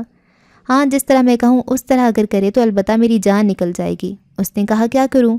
فرمایا تو لوگوں کو ایک میدان میں جمع کر پھر کھجور کے تنے پر سولی چڑھا اور میرے ترکش میں سے ایک تنکا نکال میری کمان پر چڑھا اور یعنی اسی اللہ کے نام سے جو اس بچے کا رب ہے کہہ کر وہ تیر میری طرف پھینک دے، وہ مجھے لگے اور میں اس سے مروں گا۔ چنانچہ بادشاہ نے یہی کیا، تیر بچے کی کنپٹی میں لگا، اس نے اپنا ہاتھ اس جگہ پر رکھ لیا اور شہید ہو گیا۔ اس کے اس طرح شہید ہوتے ہی لوگوں کو اس کی دین کی سچائی کا یقین آ گیا۔ چاروں طرف سے یہ آوازیں اٹھنے لگیں کہ ہم سب اس بچے کے رب پر ایمان لا چکے۔ یہ حال دیکھ کر بادشاہ کے مصاحب گھبرائے اور بادشاہ سے کہنے لگے اس لڑکے کی ترکیب ہم سمجھے ہی نہیں، دیکھیے اس کا یہ اثر پڑا ہے، یہ تمام لوگ اس کے مذہب پر ہو گئے۔ ہم نے تو اسی لیے قتل کیا تھا کہ کہیں یہ مذہب پھیل نہ جائے، لیکن وہ ڈر تو سامنے ہی آ گیا، سب مسلمان ہو گئے۔ بادشاہ نے کہا اچھا یہ کرو کہ تمام محلوں اور راستوں میں خندقیں کھدواؤ، ان میں لکڑیاں بھرو اور اس میں آگ لگا دو، جو اس دین سے پھر جائے اسے چھوڑ دو اور جو نہ مانے اسے اس آگ میں ڈال دو۔ ان مسلمانوں نے صبر و ضبط کے ساتھ آگ میں جلنا منظور کر لیا اور اس میں کود کود گرنے لگے۔ البتہ ایک عورت جس کی گود میں دودھ پیتا چھوٹا بچہ تھا، وہ ذرا ہچکچائی تو اس بچے کو اللہ نے بولنے کی طاقت دے دی۔ اس نے کہا اماں کیا کر رہی ہو؟ تم تو حق پر ہو، صبر کرو اور اس میں کود پڑو۔ یہ حدیث مسند احمد میں بھی ہے اور صحیح مسلم کے آخر میں بھی۔ اسی واقعے کو قرآن میں مارے گئے اس خندق والے جو سراسر آگ تھی، بہت ایندھن والی، سے مراد لیا جاتا ہے۔ ان ایمان والوں کے لیے اللہ تعالیٰ نے ودود کا لفظ استعمال کیا کہ اللہ ان سے بہت محبت رکھتا ہے۔ یہاں پہنچ کر عمر خاموش ہو گیا، پورے ہال میں اتنی خاموشی تھی جیسے سب کو سانپ سونگھ چکا ہو۔ عمر نے قدرے توقف سے کہا یہ تو قرآن کریم میں سے محبت کے ایک پہلو کا تعارف، اب آتے ہیں احادیث کی طرف اور احادیث سے جاننے کی کوشش کرتے ہیں محبت کیا ہے۔ بعض اوقات ایسا بھی ہوتا ہے کہ کچھ لوگ جن سے واقفیت بھی نہیں ہوتی لیکن پھر بھی ان سے لگاؤ محسوس ہوتا ہے، دل ان کی طرف کھینچا چلا جاتا ہے، اور بعض مرتبہ کچھ لوگ جو کہ اچھے بھی ہوتے ہیں لیکن ان سے عجیب سی چڑ ہو جاتی ہے، اچھے ہونے کے باوجود ہمیں وہ اچھے نہیں لگتے۔ اسی کے بارے میں ایک حدیث ہے کہ روحوں کے جھنڈ ہیں، پھر جنہوں نے ان میں سے ایک دوسرے کی پہچان کی تھی وہ دنیا میں بھی ایک دوسرے سے الفت و محبت کرتی ہیں، اور جو وہاں الگ تھیں یہاں بھی الگ رہتی ہیں۔ مطلب ایک لنک ہے جو نہ جانے کب سے چلا آ رہا ہے۔ محبت ایک انتہائی پاکیزہ جذبہ ہے جس سے آج کل ایسے استعمال کیا جاتا ہے کہ یہ لفظ محبت تقریباً اپنا تقدس کھو چکا ہے، ورنہ در حقیقت اس لفظ کا مقام کیا ہے؟ بدقسمتی سے اکثر لوگ اس سے ناواقف ہیں۔ میں تھوڑا اس محبت کے لفظ کا مقام بتانا چاہتا ہوں، ذرا توجہ سے سنیے گا۔ جب انسان اللہ کی محبت کو اپناتا ہے تو زمین کے سارے لوگوں کے دلوں میں اس محبت کرنے والے کی محبت کو اتار دیا جاتا ہے۔ آسمانوں پر فرشتوں کو حکم ہوتا ہے کہ اس محبت کرنے والے سے محبت کرو۔ جبرائیل فرشتوں کے سردار کو حکم الہی ہوتا ہے کہ اس محبت کرنے والے سے محبت کرو۔ خود اللہ تعالیٰ فرماتے ہیں کہ میں اس محبت کرنے والے سے محبت کرتا ہوں۔ میں یہ کوئی اپنا فلسفہ پیش نہیں کر رہا، حدیث سنا رہا ہوں۔ جب اللہ تعالیٰ کسی بندے سے محبت کرتا ہے تو جبرائیل علیہ السلام سے فرماتا ہے کہ اللہ تعالیٰ فلاں شخص سے محبت کرتا ہے، تم بھی اس سے محبت رکھو۔ چنانچہ جبرائیل علیہ السلام بھی اس سے محبت رکھنے لگتے ہیں۔ پھر جبرائیل علیہ السلام تمام اہل آسمان کو پکارتے ہیں کہ اللہ تعالیٰ فلاں شخص سے محبت رکھتا ہے، اس لیے تم سب لوگ اس سے محبت رکھو۔ چنانچہ تمام آسمان والے اس سے محبت رکھنے لگتے ہیں۔ اس کے بعد روئے زمین میں اس کی مقبولیت نازل کر دی جاتی ہے۔ بندہ کسی بندے سے محبت کرتا ہے، لیکن اس بندے سے محبت کی وجہ سے اللہ تعالیٰ اس بندے کو وہ مقام عطا کرے گا قیامت کے دن کہ جس پر انبیاء اور شہداء بھی رش کریں گے۔ اللہ اکبر کبیر، اس سے بڑھ کر میں محبت کرنے والے کا اور اس لفظ محبت کا مقام کیا بتاؤں کہ یہ وہ مقام ہے جس پر افضل ترین انسان انبیاء کرام اور شہداء بھی رش کریں۔ یہ بھی میں حدیث سنا رہا ہوں، کوئی اپنی سوچ نہیں بتا رہا۔ اب سمجھنا یہ ہے کہ بندہ کسی دوسرے بندے سے کیسے یہ محبت کرے کہ محبت کی اس روح کو پالے، محبت کے اس مقام کو پالے۔ اب میں آتا ہوں اس طرف اور اس محبت قرآن و حدیث کی روشنی میں سمجھانے کی کوشش کرتا ہوں کہ یہ محبت ہوتی کیسے ہے، اس میں کیا کچھ کیا جاتا ہے، اس کے کیا اصول و ضوابط ہیں۔ عمر اتنا کہہ کر چپ ہوا تو پورے آڈیٹوریم میں اتنے اسٹوڈنٹس ہونے کے باوجود ایسی خاموشی تھی کہ ایسا لگ رہا تھا کہ جیسے لوگ سانس لینا بھی بھول گئے ہیں۔ عمر جس انداز میں بات کر رہا تھا یہ واقعی وہ انداز تھا جس انداز سے آج تک نہ کسی نے سنا تھا نہ کسی نے جانا تھا۔ عمر خاموش ہوا اور ٹیبل پر پڑی بوتل سے گلاس میں پانی انڈیل کر پینے لگا، لیکن یہ مختصر سا دورانیہ بھی ہال میں موجود لوگوں پر بھاری پڑ رہا تھا۔ کئی اسٹوڈنٹس تو باقاعدہ اپنی جگہ پر پہلو بدل رہے تھے۔ اضطراب ان کے چہروں سے عیاں تھا، جیسے وہ جلد سے جلد یہ جان سکیں کہ بندہ بندے سے محبت کرے مگر مقام وہ ملے جس پر انبیاء اور شہداء بھی رش کریں۔ وہ محبت کیسی ہوتی ہے اور اس میں کیا کیا ہوتا ہے؟ عمر نے پانی پی کر دوبارہ مائک اٹھایا، ایک ٹھنڈا سانس بھر کر گویا ہوا، ایسے مقام والی محبت کا بس ایک ہی اصول ہے، ایک ہی شرط ہے، اور وہ ہے اللہ کی رضا۔ اسی بات کو حدیث میں یوں بیان کیا گیا ہے۔ آپ صلی اللہ علیہ وآلہ وسلم نے فرمایا کہ اللہ تعالیٰ فرماتے ہیں، میری عظمت و بزرگی کے لیے آپس میں محبت کرنے والوں کے لیے قیامت کے دن نور کے ایسے ممبر ہوں گے جن پر انبیاء اور شہداء بھی رش کریں گے۔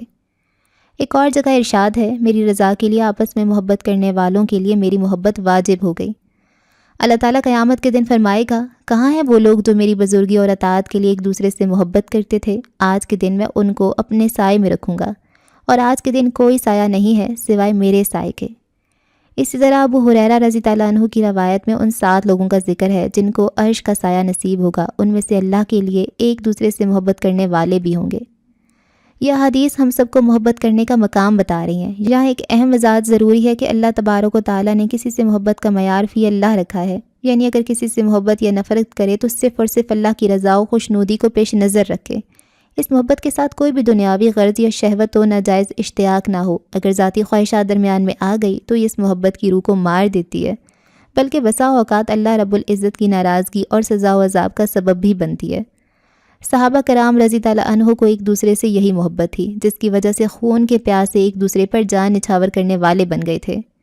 رہی بات لڑکے اور لڑکی کی آپس میں محبت، تو اس کا وجود ہمیں قرآن و حدیث اور اصحاب کی زندگیوں میں نہیں ملتا۔ بس اتنا ضرور ہے کہ جو آپ کو پسند ہو ان سے نکاح کر لو۔ والدین کو حکم ہے اولاد کی پسند کا خیال رکھیں، اور اولاد کو حکم ہے والدین کی فرما برداری کریں۔ اب آتے ہیں عشق کی طرف۔ عاشقی، ان سب الفاظ کا ماخذ ایک ہی ہے۔ پورے قرآن اور تمام احادیث اور تمام صحابہ کی زندگیوں میں ہمیں عشق کا لفظ نہیں ملتا۔ عام طور پر یہ کہا اور سمجھا جاتا ہے کہ محبت کی انتہا کو عشق کہا جاتا ہے، لیکن میں اس چیز کو نہیں مانتا، کیونکہ محبت کی انتہا بھی محبت ہی ہے۔ عشق لفظ کو میں معیوب سمجھتا ہوں، کیونکہ یہ لفظ سامنے آتی ذہن کے پردے پر نامحرم کی محبت، لڑکے اور لڑکی کی محبت کا خیال آتا ہے۔ ایک ماں سے زیادہ کون اپنی اولاد سے محبت کرتا ہے، لیکن پھر بھی ہم اس کے لیے کبھی عشق کا لفظ استعمال نہیں کرتے۔ ماں کو اپنے بیٹے سے عشق تھا، باپ کے لیے بھی کبھی یہ لفظ استعمال نہیں کرتے، حالانکہ وہ بھی اپنی اولاد سے انتہا کی محبت کرتا ہے۔ عموماً یہ سب باتیں اس چیز کی طرف اشارہ کر رہی ہیں کہ عشق ایک معیوب لفظ ہے، جس کا استعمال اللہ اور اس کے رسول کے لیے استعمال کرنا درست نہیں۔ عشق کے اندر شہوت کے ساتھ محبت اور چاہت کا مفہوم پایا جاتا ہے، جو کہ کسی بھی طرح اللہ اور اس کے رسول صلی اللہ علیہ وآلہ وسلم کے لیے مناسب نہیں ہے۔ یہی وجہ کہ پاکیزہ رشتوں کے لیے بھی کبھی بھی اس کا استعمال نہیں کیا جاتا۔ قرآن میں عزیز مصر کی بیوی اور حضرت یوسف کا جہاں ذکر آیا ہے وہاں بھی عشق کا لفظ استعمال نہیں ہوا۔ اسی طرح حدیث کی کتابوں میں اللہ کے رسول صلی اللہ علیہ وآلہ وسلم کے عہد میں مغیث کا اپنی بیوی بریرہ کے لیے فرط محبت کا تذکرہ ہے، جو مغیث کو چھوڑنا چاہ رہی تھی اور مغیث ان کے پیچھے روتے اور آنسو بہاتے ہوئے جا رہے تھے۔ ان کی داڑھی آنسو سے تر تھی۔ یہ دیکھ کر اللہ کے رسول صلی اللہ علیہ وآلہ وسلم نے فرمایا، اے عباس، آپ کو مغیث کی بریرہ سے محبت اور بریرہ کی مغیث سے نفرت پر تعجب نہیں ہے؟ مطلب کسی بھی جگہ عشق کا لفظ استعمال نہیں کیا گیا، لیکن دوسروں کی دیکھا دیکھی یہ لفظ عام سے عام ہوتا چلا گیا۔ اب آخری بات کی طرف کہ شادی کے حوالے سے کیا ہونا چاہیے، اس سلسلے میں ایک مثال پیش کر کے وضاحت کرنا چاہوں گا۔ ایک شخص ایک ترک رئیس آدمی کے باغ میں مالی کا کام کرتا تھا۔ ایک دن باغ کا مالک باغ میں آیا تو اپنے غلام سے کہا، اے مبارک، باغ سے ایک میٹھا انار لے آؤ۔ وہ گئے اور ایک انار لے آئے جو ترش نکلا۔ مالک نے دوبارہ میٹھا انار لانے کو کہا تو دوسرے پودے سے توڑا گیا، وہ بھی ترش نکلا۔ غرض 3 بار ایسا ہوا تو مالک نے غلام سے کہا کہ میں نے تم کو میٹھا انار لانے کے لیے کہا تھا اور تم ہر بار ترش لے آتے ہو۔ تو اس غلام مبارک نے جواب دیا کہ میں کس طرح معلوم کر سکتا ہوں کہ کون سے درخت سے انار میٹھے اترتے ہیں اور کون سے درخت سے ترش؟ جب کسی نے ان درختوں سے کھایا ہے وہ جانتا ہے۔ مالک نے کہا، تم نے اب تک کوئی انار نہیں کھایا؟ مبارک نے کہا کہ آپ نے میرے ذمہ اس باغ کی حفاظت و نگہبانی لازم کی ہے، کھانے اور چکھنے کی اجازت نہیں دی۔ میرے ذمہ جو خدمت لازم ہے اس کو بجا لاتا ہوں، باقی جو پھل آپ ہمیں دیتے تھے وہ ہم کھاتے تھے، تو کوئی ترش نکل آتا تھا تو کوئی میٹھا۔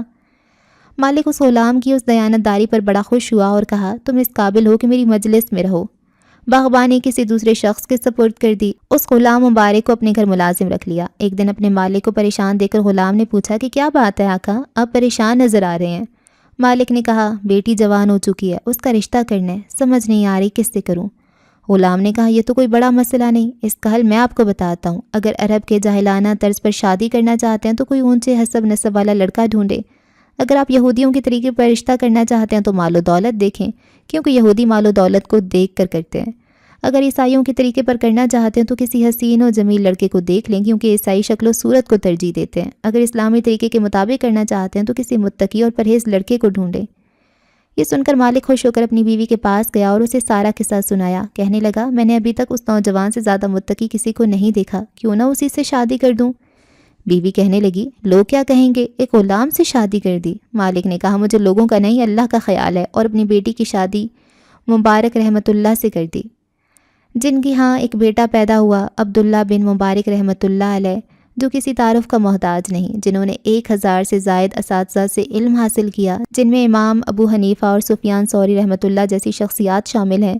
حضرت عبداللہ بن مبارک کو امیر المومنین فی الحدیث کی لقب سے بھی یاد کیا جاتا ہے۔ بخاری شریف، مسلم شریف اور ترمذی شریف لکھنے والی ہستیوں نے عبداللہ بن مبارک سے بہت استفادہ حاصل کیا۔ جب شادیاں ایسی ہوں اور شادی کرنے والے ایسے ہوں، پھر اولاد بھی ایسی ہوگی انشاءاللہ۔ یہی میری نظریات ہیں اور یہی میرے جوابات ہیں۔ عمر نے اپنی بات ختم کرتے ہوئے کہا۔ عمر کے چپ ہو جانے کے بعد بھی کافی دیر ہال میں خاموشی چھائی رہی۔ کچھ عمر کی آواز اور کچھ ایسا لہجہ تھا عمر کا جو سیدھا دل پر اثر انداز ہوتا محسوس ہوتا تھا۔ اسٹیج سیکرٹری کی آواز ہال میں گونجی تو سب نے چونک کر اس کی طرف دیکھا جو کہہ رہا تھا، اگلا سوال کون کرے گا؟ ہال کی ایک طرف پہلی قطار کی انتہائی دائیں جانب ایک پروفیسر صاحب کو مائک دیا گیا۔ جب وہ بولے تو عمر نے چونک کر ان کو دیکھا اور دل میں سوچا، کیا ٹیچرز بھی موجود ہیں یہاں؟ ویسے تو یہ اسٹوڈنٹس کا اپنا ایک پروگرام ہے، لیکن مجھے امید ہے یہاں اسٹاف کے چند لوگوں کی موجودگی کا آپ برا نہیں مانیں گے۔ خیر، اگر برا مان بھی لیں تو ہمارا کیا بگاڑ لیں گے؟ پروفیسر نے مسکراتے ہوئے کہا تو ہال میں موجود سب کے چہروں پر مسکراہٹیں دوڑ گئیں۔ کچھ نے تو کافی بلند آواز سے کہی بھی لگائی۔ بیٹا عمر، میں آپ سے کافی متاثر ہوا ہوں۔ میرے چند سوال ہیں۔ کیا تم بتا سکتے ہو کہ تمہاری تربیت کس نے کی ہے؟ تم نے اپنی زندگی کا مقصد کیا طے کیا ہے اور زندگی کا مقصد کیسے طے کرنا چاہیے؟ امید ہے ان سوالوں کے جواب سے کافی لوگوں کی رہنمائی ہو جائے گی۔ پروفیسر صاحب سوالات کر کے بیٹھ گئے۔ عمر، استاد تو استاد ہی ہوتا ہے۔ بے شک وہ درست سمجھ رہے ہیں کہ جو کچھ میں بول رہا ہوں، جیسی میری سوچ ہے، یہ میرا کمال نہیں بلکہ اللہ کی رحمت ہے، اور اس کے بعد مجھے اس مقام تک پہنچانے والے میرے بابا جی ہیں، جو میرے سگے والد تو نہیں لیکن والد سے بڑھ کر، کسی دوست سے بڑھ کر ہیں۔ انہیں کی وجہ سے آج میری یہ سوچ ہے اور یہ مقام ملا ہے۔ بیٹا کون ہے وہ؟ ان کا نام کیا ہے؟ ایسی شخصیت تو ملنا بھی اعزاز کی بات ہے۔ پروفیسر نے عمر کی بات آگے بڑھنے سے پہلے سوال کرتے ہوئے یہ پوچھا تو عمر نے سر جھکا لیا۔ عمر سوچنے لگا اور عمر پر انکشاف ہوا۔ اتنی قریب ہستی کے بارے میں تو وہ کچھ جانتا ہی نہیں، نہ بابا جی کا نام، پتہ، ان کا کام، کچھ بھی تو عمر کو پتہ ہی نہیں۔ جب بھی بابا جی سے بات ہوتی تھی تو بابا کی باتیں ایسی ہوتی تھیں کہ عمر انہی میں کھو جاتا تھا۔ اگر کبھی بابا کے بارے میں جاننے کی خواہش پیدا ہوئی تو بابا عمر کی باتوں میں کھو کر پوچھنا بھول گیا، اور ایک دو بار پوچھا بھی تو بابا نے خوبصورتی سے ٹال دیا۔ بیٹا اگر تم نہیں بتانا چاہتے تو کوئی بات نہیں، انہیں پروفیسر نے کہا تو عمر نے فوراً جواب دیا، نہیں ایسی کوئی بات نہیں ہے، در حقیقت میں ان کا نام تک نہیں جانتا۔ میری ان سے ملاقات چھوٹے سے گاؤں کی ایک چھوٹی سی مسجد میں ہوتی ہے ہمیشہ۔ میں ان کی باتوں میں اتنا کھو جاتا ہوں کہ ان کے بارے میں پوچھنے کا خیال تک نہیں آتا۔ چلیں کوئی بات نہیں، باقی سوالوں کے جواب دے دو، پروفیسر صاحب نے شفقت سے کہا۔ عمر: تربیت کس نے کی یہ تو میں بتا چکا ہوں، دوسرے سوال کا جواب یہ ہے کہ میں اللہ کو راضی کر کے مرنا چاہتا ہوں۔ عمر نے ایک ٹھنڈا سانس بھرا اور پھر کہنے لگا، مقصد یہ ایک المیہ ہے کہ ہمارے معاشرے میں تقریباً 80 سے 90% لوگ بنا مقصد کی زندگی گزارتے ہیں اور ایسے ہی مر جاتے ہیں۔ میں یہاں ہال میں موجود لوگوں سے پوچھنا چاہوں گا کہ ایمانداری سے بتائیں، کتنے لوگ ہیں جنہیں اپنی زندگی کے مقصد کا پتہ ہے اور وہ اس مقصد کو پانے کے لیے پلان بناتے ہیں اور کوشش کرتے ہیں؟ ہال میں موجود سب اسٹوڈنٹس ادھر ادھر دیکھنے لگے۔ یہ واقعی سچ تھا کہ بہت کم لوگ ہی اس بارے میں سوچتے ہیں کہ آخر ان کا مقصد کیا ہے۔ چند لوگوں نے اپنے ہاتھ کھڑے کیے۔ عمر نے اسٹیج سیکرٹری کو مخاطب کر کے کہا، کسی ایک سے پوچھیں کہ اس کا مقصد کیا ہے۔ اسٹیج سیکرٹری نے ایک لڑکی کی طرف اشارہ کر کے کہا، جی اگر آپ مناسب سمجھیں تو بتا دیں کہ آپ کی زندگی کا کیا مقصد ہے۔ لڑکی بولی، میرے والد درجہ چہارم کے سرکاری ملازم تھے، ہم ابھی چھوٹے تھے کہ وہ فوت ہو گئے۔ ان کی پینشن تو ملتی تھی لیکن وہ اتنی کم تھی کہ ہمارے گھر کا نظام اس سے چلنا ممکن نہیں تھا۔ امی نے کپڑے سلائی وغیرہ کر کے ہمیں پڑھایا اور گھر کا نظام چلایا۔ اب الحمدللہ میں اور میری چھوٹی بہن ٹیوشنز وغیرہ پڑھا کر نہ صرف اپنا خرچہ پورا کر رہی ہیں بلکہ گھر کے نظام میں اپنی امی کی مدد بھی کر رہی ہیں۔ ہمارے بھائی ابھی چھوٹے ہیں اس لیے وہ اس قابل نہیں کہ گھر کا نظام چلا سکیں۔ میرا مقصد یہ ہے کہ میں پڑھ کر ایک اچھی پوسٹ پر چلی جاؤں اور پھر اپنی امی کو آرام دے سکوں، اکیلی گھر کا نظام چلا سکوں، اپنی بہن بھائیوں کی شادیاں کر سکوں۔ بس یہی مقصد لے کر چل رہی ہوں۔ لڑکی جو ہی خاموش ہوئی تو بے اختیار ہال میں موجود لوگوں نے لڑکی کی حوصلہ افزائی کرنے کے لیے تالیاں بجائیں۔ عمر جو کہ سر جھکائے اپنے جوتوں پر نظریں جمائے بیٹھا تھا ان تالیوں سے بے نیاز ہو کر کہنے لگا، فرض کریں آپ کو اچھی پوسٹ مل گئی، آپ گھر کا نظام بھی چلانے لگے ہیں، اپنے بہن بھائیوں کی شادیاں بھی کر دیں، تو کیا آپ کا مقصد پورا ہو گیا؟ لڑکی گڑبڑا کر بولی، ظاہر ہے اگر ایسا ہو جاتا ہے تو میرا مقصد پورا ہو جائے گا۔ عمر: معاف کیجیے گا، جو آپ کہہ رہی ہیں وہ زندگی کی ضروریات میں تو آ سکتا ہے مگر اسے زندگی کا مقصد نہیں کہہ سکتے۔ ہال میں ہونے والی چہمگوئیاں اور سرگوشیاں دم توڑ گئیں، ایک بار پھر خاموشی چھا گئی۔ عمر نے اپنی بات جاری رکھتے ہوئے کہا، مقصد کی 3 خصوصیات ہوتی ہیں۔ نمبر 1، مقصد کبھی پورا نہیں ہوتا، ہمیشہ مرتے دم تک جاری رہتا ہے۔ نمبر 2، مقصد سے عوام الناس کو فائدہ پہنچتا ہے۔ نمبر 3، مقصد ہمیشہ عظیم ہوا کرتا ہے۔ قدر توقف سے عمر نے بات جاری رکھتے ہوئے کہا، CSS پاس کر کے اچھا عہدہ لینا، پڑھ لکھ کر اچھی جاب کرنی، سہولت کے لیے گاڑی لینی ہے، اپنا گھر بنانا ہے، ڈاکٹر بننا ہے، یہ تمام چیزیں ضروریات زندگی تو ہو سکتی ہیں مگر مقصد زندگی نہیں۔ قائد اعظم کا مقصد تھا مسلمانوں کے لیے ایسا ایک الگ ملک بنانا جہاں مسلمان بغیر پابندی کے اپنے دین پر عمل کر سکیں اور یہ ملک زیادہ سے زیادہ ترقی کرے۔ اسی مقصد کو پورا کرنے کی کوشش کرتے کرتے وہ فوت ہو گئے۔ ایدی صاحب کا مقصد انسانیت کی خدمت کرنا تھا، اسی مقصد کو پورا کرتے کرتے وہ دنیا سے چلے گئے۔ یہ اصل مقصد ہوتے ہیں۔ آپ سب لوگوں سے کہنا چاہوں گا کہ اپنی زندگی کا کوئی مقصد ضرور بنائیں جو واقعی مقصد ہو۔ ایک مقصد ہمیں اللہ تعالیٰ بھی بتاتے ہیں کہ انسان کو اپنی عبادت کے مقصد کے لیے پیدا کیا، اور یہ مقصد ایسا مقصد ہے جو تمام نیک اور عظیم مقاصد کو اپنے اندر سمو لیتا ہے۔ لیکن افسوس ہم ضروریات زندگی کو پورا کرنے کے لیے تو پلان بناتے ہیں، ان کے لیے کوشش کرتے ہیں، لیکن مقصد زندگی کو پورا کرنا تو درکنار۔ ہم میں سے اکثریت کو مقصد طے کرنے کا خیال تک نہیں آتا۔ ڈاکٹر بننا آپ کی یا آپ کے والدین کی خواہش ہے تو ضرور بنیں، لیکن انسانیت کو فائدہ پہنچاؤں گا، غریب لوگوں کی خدمت کروں گا، ان کو سہولت دوں گا یا دوں گی، ایسا مقصد طے کریں۔ زندگی کے کسی بھی شعبے میں جائیں لیکن اسی شعبے میں ایک مقصد بنا لیں کہ میں نے اس مقصد کو پورا کرنے کے لیے مرتے دم تک کوشش کرنی ہے۔ دراصل یہی اصل مقصد ہوتا ہے۔ اس کے بعد مزید تقریباً 1 گھنٹہ اسی طرح سوال ہوتے رہے۔ عمر اپنے مخصوص انداز میں جواب دیتا رہا۔ آخر میں تمام تنظیموں نے ایک بار پھر عمر کی حمایت اور اس کو اپنا متفقہ لیڈر ہونے کا اعلان کیا۔ سب کو اس معاملے میں سپورٹ کرنے کا کہا گیا۔ اس کے ساتھ ہی نشست برخاست کر دی گئی، لیکن جب عمر اٹھا اس کے اٹھتے ہی سب نے تالیاں اور نعرے لگا کر عمر کو خراج تحسین پیش کیا۔ باہر نکلتے ہوئے غیر ارادی طور پر عمر کی نظر عائزہ پر پڑی، جو نظریں جھکائے کرسی پر سکون سے بیٹھی تھی۔ عمر کو یکدم شرمندگی کا احساس ہونے لگا۔ وہ بھول چکا تھا کہ اس معاملے میں بابا سے مشورہ کرنا تھا۔ اس نے دل ہی دل میں ارادہ کیا کہ پہلی فرصت میں ہی وہ بابا سے اس بارے میں بات کرے گا۔ عبید اور ام ہانی کو جب ہوش آیا تو انہوں نے خود کو انجان جگہ پر پایا۔ وہ دونوں کرسی پر بندھے ہوئے تھے۔ ان کے سامنے 5 کرسیوں پر موجود افراد آپس میں باتیں کر رہے تھے، مگر ان کی زبان ان دونوں کی سمجھ سے بالا تر تھی۔ ان کو ہوش میں آتا دیکھ کر وہ پانچوں ان کی جانب متوجہ ہوئے۔ دونوں بچوں کے چہروں پر پہلے خوف کے سائے لہرائے۔ ام ہانی کی تو ہلکی سی چیخ بھی نکلی۔ وہ گھبرا کر کبھی ان افراد کو اور کبھی اپنے بھائی عبید کو دیکھ رہی تھی۔ عبید بھی پریشانی سے آس پاس کا جائزہ لے رہا تھا۔ آخر اس نے ہمت مجتمع کرتے ہوئے ان لوگوں سے پوچھا، کون ہو تم لوگ؟ ہم کہاں ہیں؟ ان لوگوں میں سے ایک اٹھ کر عبید کی طرف بڑھا اور عبید کے منہ پر زوردار تھپڑ مار کر نفرت سے کہا، خولا کون ہے؟ اس کا نمبر دو، ورنہ تمہارے سامنے تمہاری اس چھوٹی بہن کا وہ حشر کریں گے کہ تمہاری ساری زندگی بھی موت کی تمنا کرتے ہوئے گزرے گی۔ بے اختیار ام ہانی کے منہ سے سسکی ابھری، لیکن حالات کی نزاکت کو وہ محسوس کرتے ہوئے اس نے خود پر قابو پایا۔ وہ اس چیز کو ذہن میں بٹھا رہی تھی کہ جتنا ہو سکے خاموش رہنا ہے تاکہ کوئی اس کی طرف دھیان نہ دے۔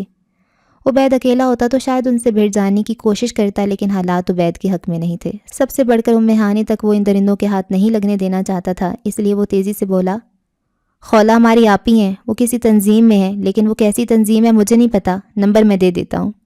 اس کے ساتھ ہی عبید نے خولا کا نمبر دہرا دیا۔ ڈیوڈ نے نمبر نوٹ کیا اور پھر پوچھا، اور کون کون اس تنظیم میں شامل ہیں؟ عبید نے مصنوعی معصومیت بھرے لہجے میں کہا، انکل بڑے بچوں کو ایسی باتیں کہاں بتاتے ہیں؟ یہ بھی خولا آپی کے منہ سے سنا تھا ایک بار کہ وہ کسی تنظیم کے لیے کام کرتی ہیں۔ میں تمہارا انکل نہیں، ڈیوڈ نے درست لہجے میں کہا۔ وہ دوبارہ جا کر اپنی کرسی پر بیٹھ گیا۔ اس کے بعد پھر وہ سب آپس میں کسی نامانوس سی زبان میں بات کرنے لگے۔ چند ہی لمحوں بعد وہ سب اٹھے اور کمرے سے باہر نکل گئے۔ ان کے جانے کے بعد ام ہانی روحان سی ہو کر عبید سے کہنے لگی، بھیا یہ ہم کہاں پھنس گئے، نہ جانے اب کیا ہوگا۔ عبید نے ام ہانی کی طرف دیکھ کر کہا، پریشان نہ ہو، مجھے یقین ہے خولا آپی، پاپا اور بابا سب کچھ ٹھیک کر دیں گے۔ ام ہانی نے جواباً کچھ کہا تو عبید اسے تسلیاں دینے لگا، مگر حقیقتاً عبید خود بھی بہت پریشان اور گھبرایا ہوا تھا۔ خولا، زرار، نور، سرمد اور حیدر کے قہقہوں سے کمرہ گونج رہا تھا۔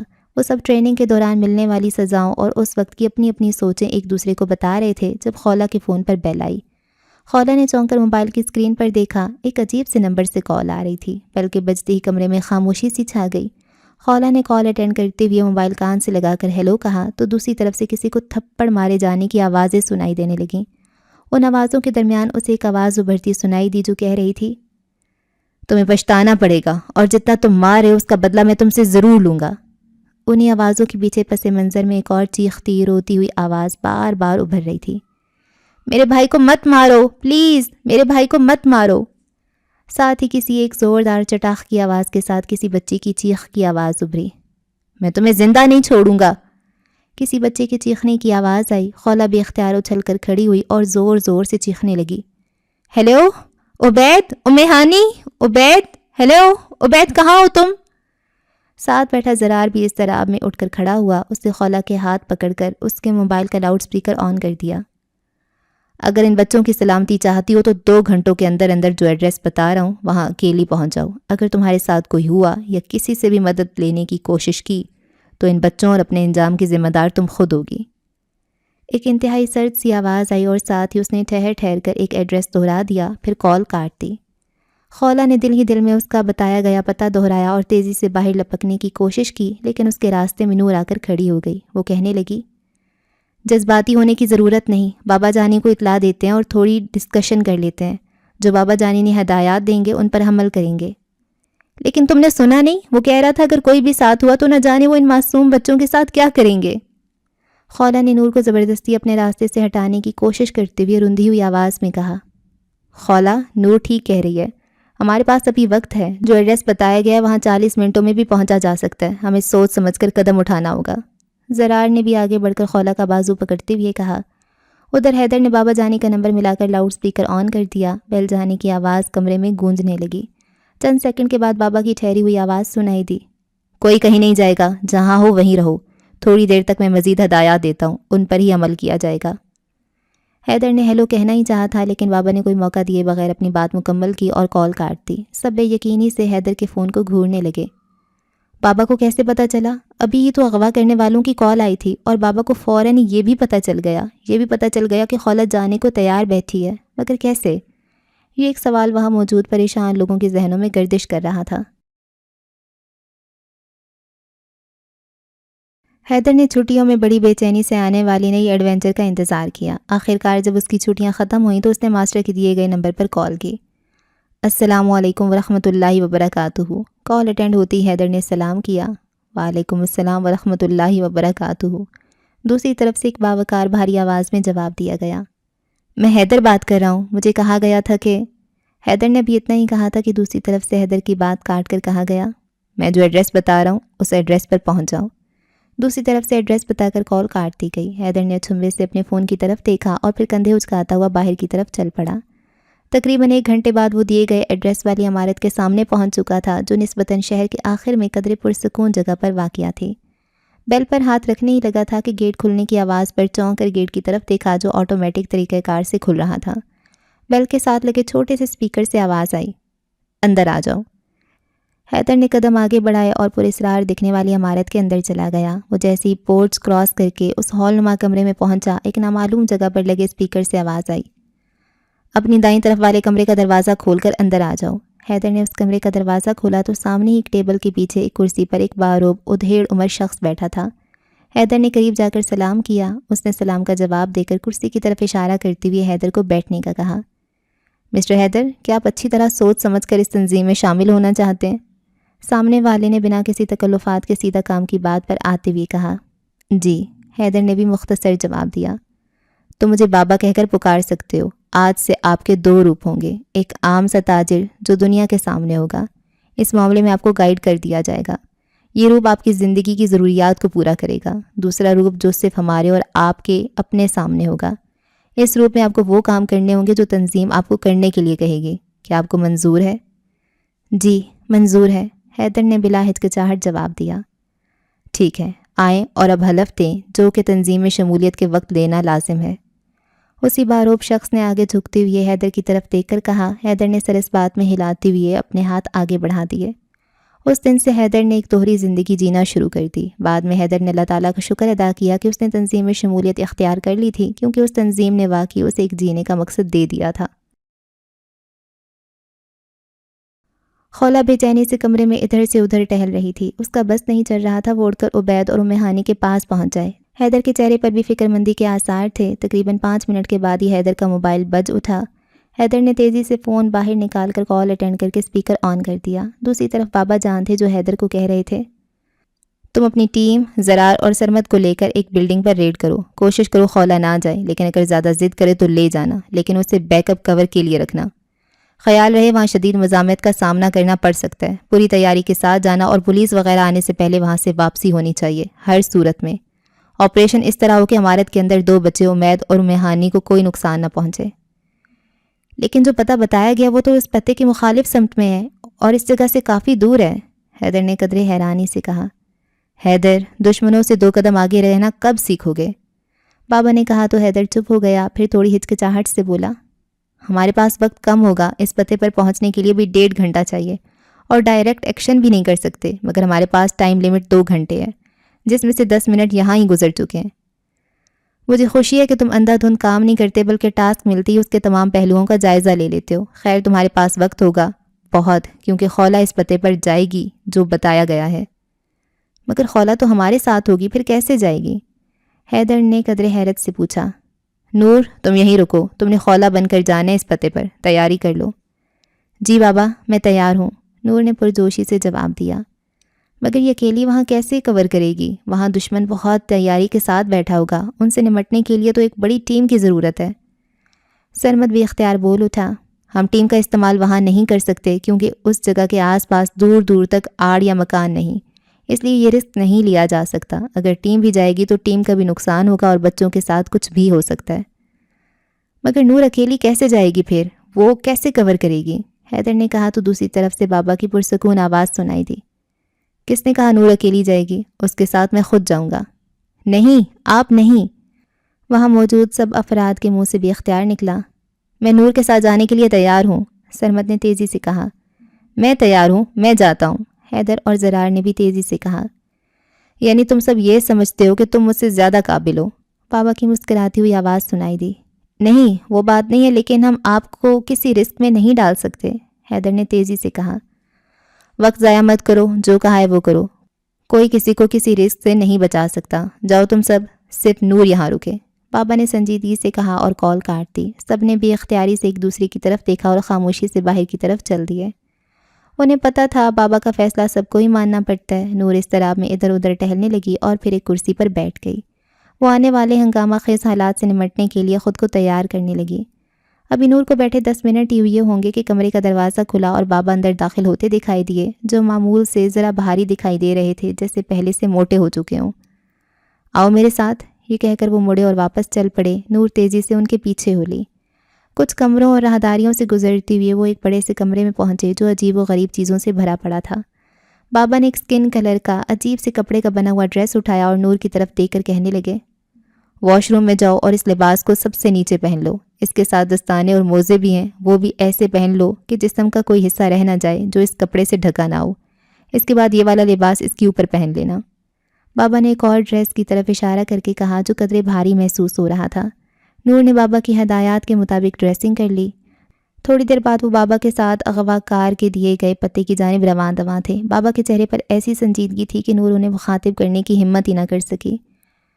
جب فاصلہ تھوڑا رہ جائے گا تو کار تم ڈرائیو کرو گی۔ اس کار کے نیچے کچھ جگہ ایسی بنائی گئی ہے جہاں ایک انسان کچھ وقت کے لیے چپک کر سفر کر سکتا ہے۔